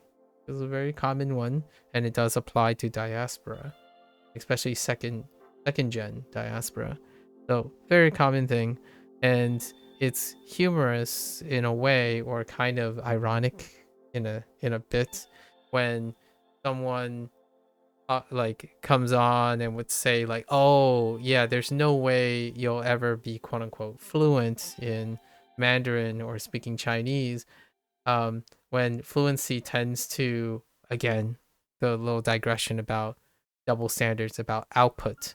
Like if you're basing it on output, people can speak fluently without reading. Being like, there are illiterate people. Illiteracy is a thing. And the opposite is also true. So focusing on the idea that what you see is not everything that you know is kind of a weird double standard that I have observed quite often, especially something that I tell myself all the time. I try not to underestimate what is not spoken or demonstrated or unable to be expressed. And that last point is probably why I continue to push forth like practice output, because output is a form of expression. When you're learning a language, I get it. Input for the comprehension side of things. But communication involves two people.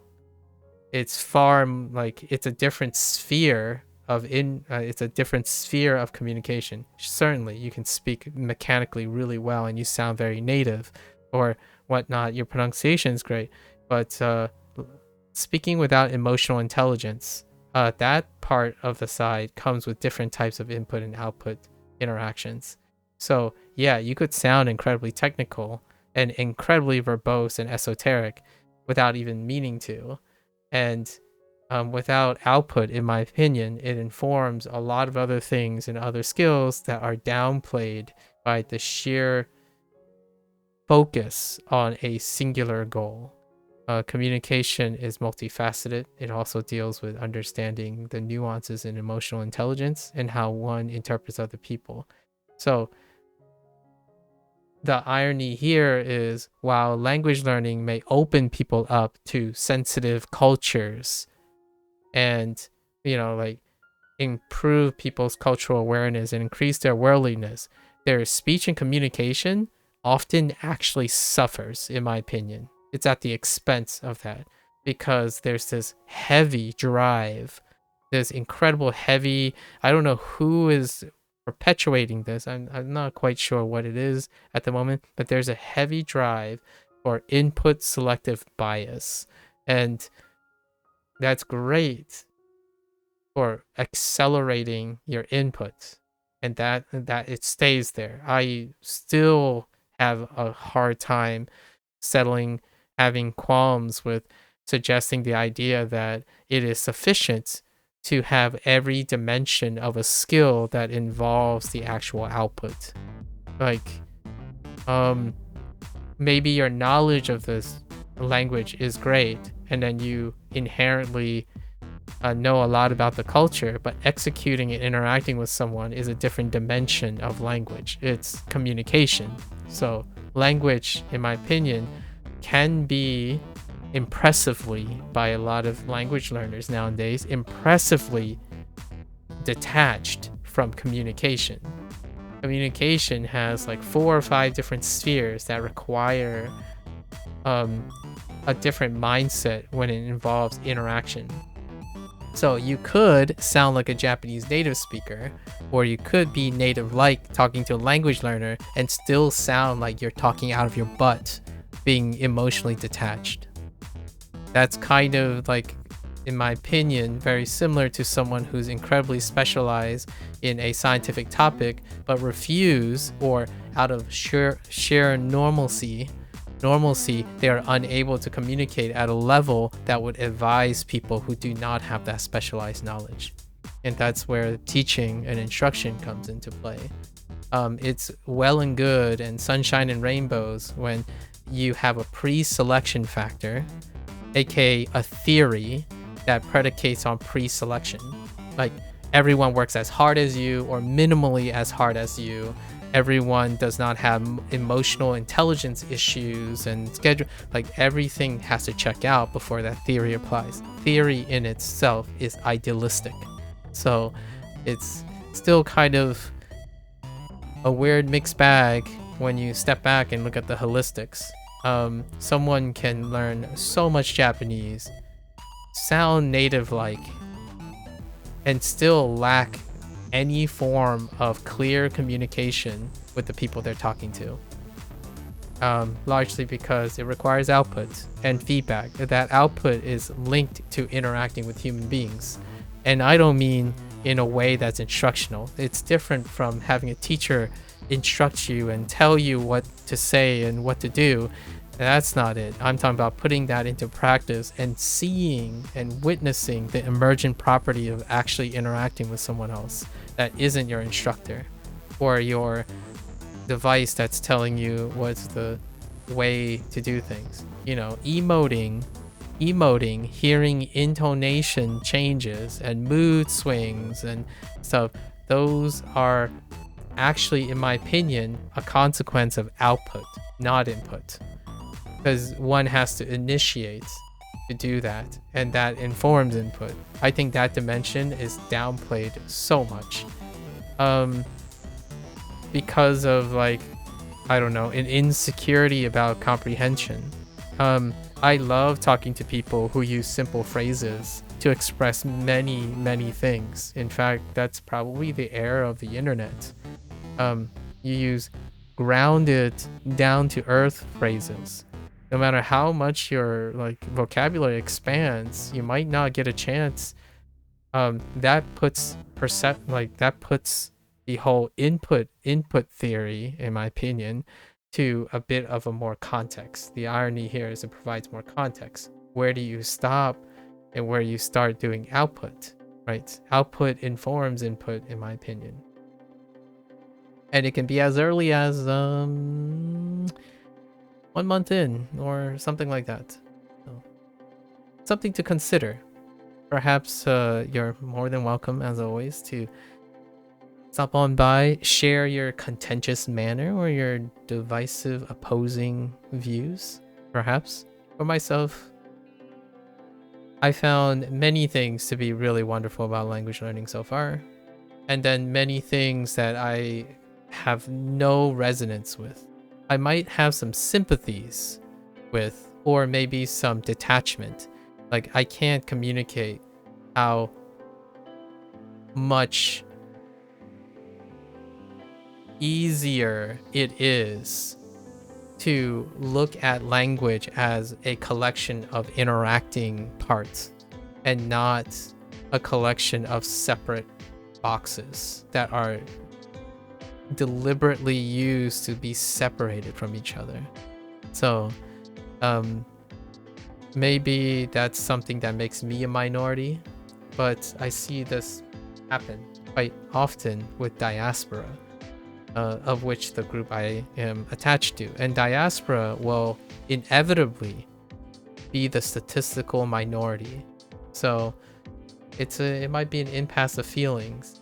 I do want to make an argument though here.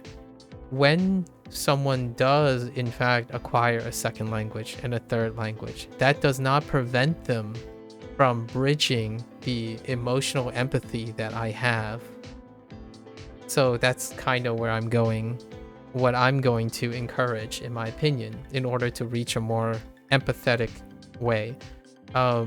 When you start learning more than one language, there's an opportunity for you to choose to, at the expense of specializing, embrace the interconnectedness of all your languages, or lifestyle can dictate that you can migrate entirely to another language. And that's in my opinion the person's prerogative.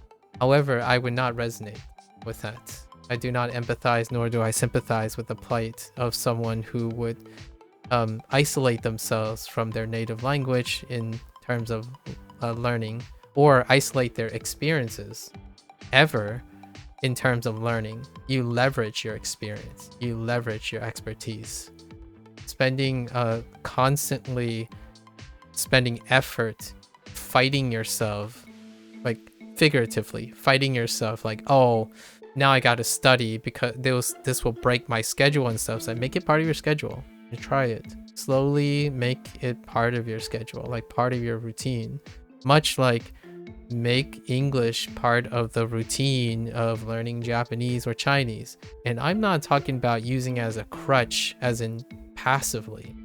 Like, learn something about English in the context of Japanese and vice versa. You're learning English from a different lens now, or you're learning your native language from a different lens now. That provides a different type of motivation. It creates back and forth learning. So, or add another language, which is where I come in, right? But I feel that is bridgeable. That feeling is bridgeable once someone has more than one language. Like, become sentimentally attached to more than one language. Now, that last part is very important because it's not part of a prevailing popular theory. It's assumed this is fine in that theory. They didn't quantify this. It's assuming you have accepted a mutual mindset to maintain both languages in active learning status. That is not my experience anecdotally from most people that I've met while learning Japanese and Chinese and even Spanish.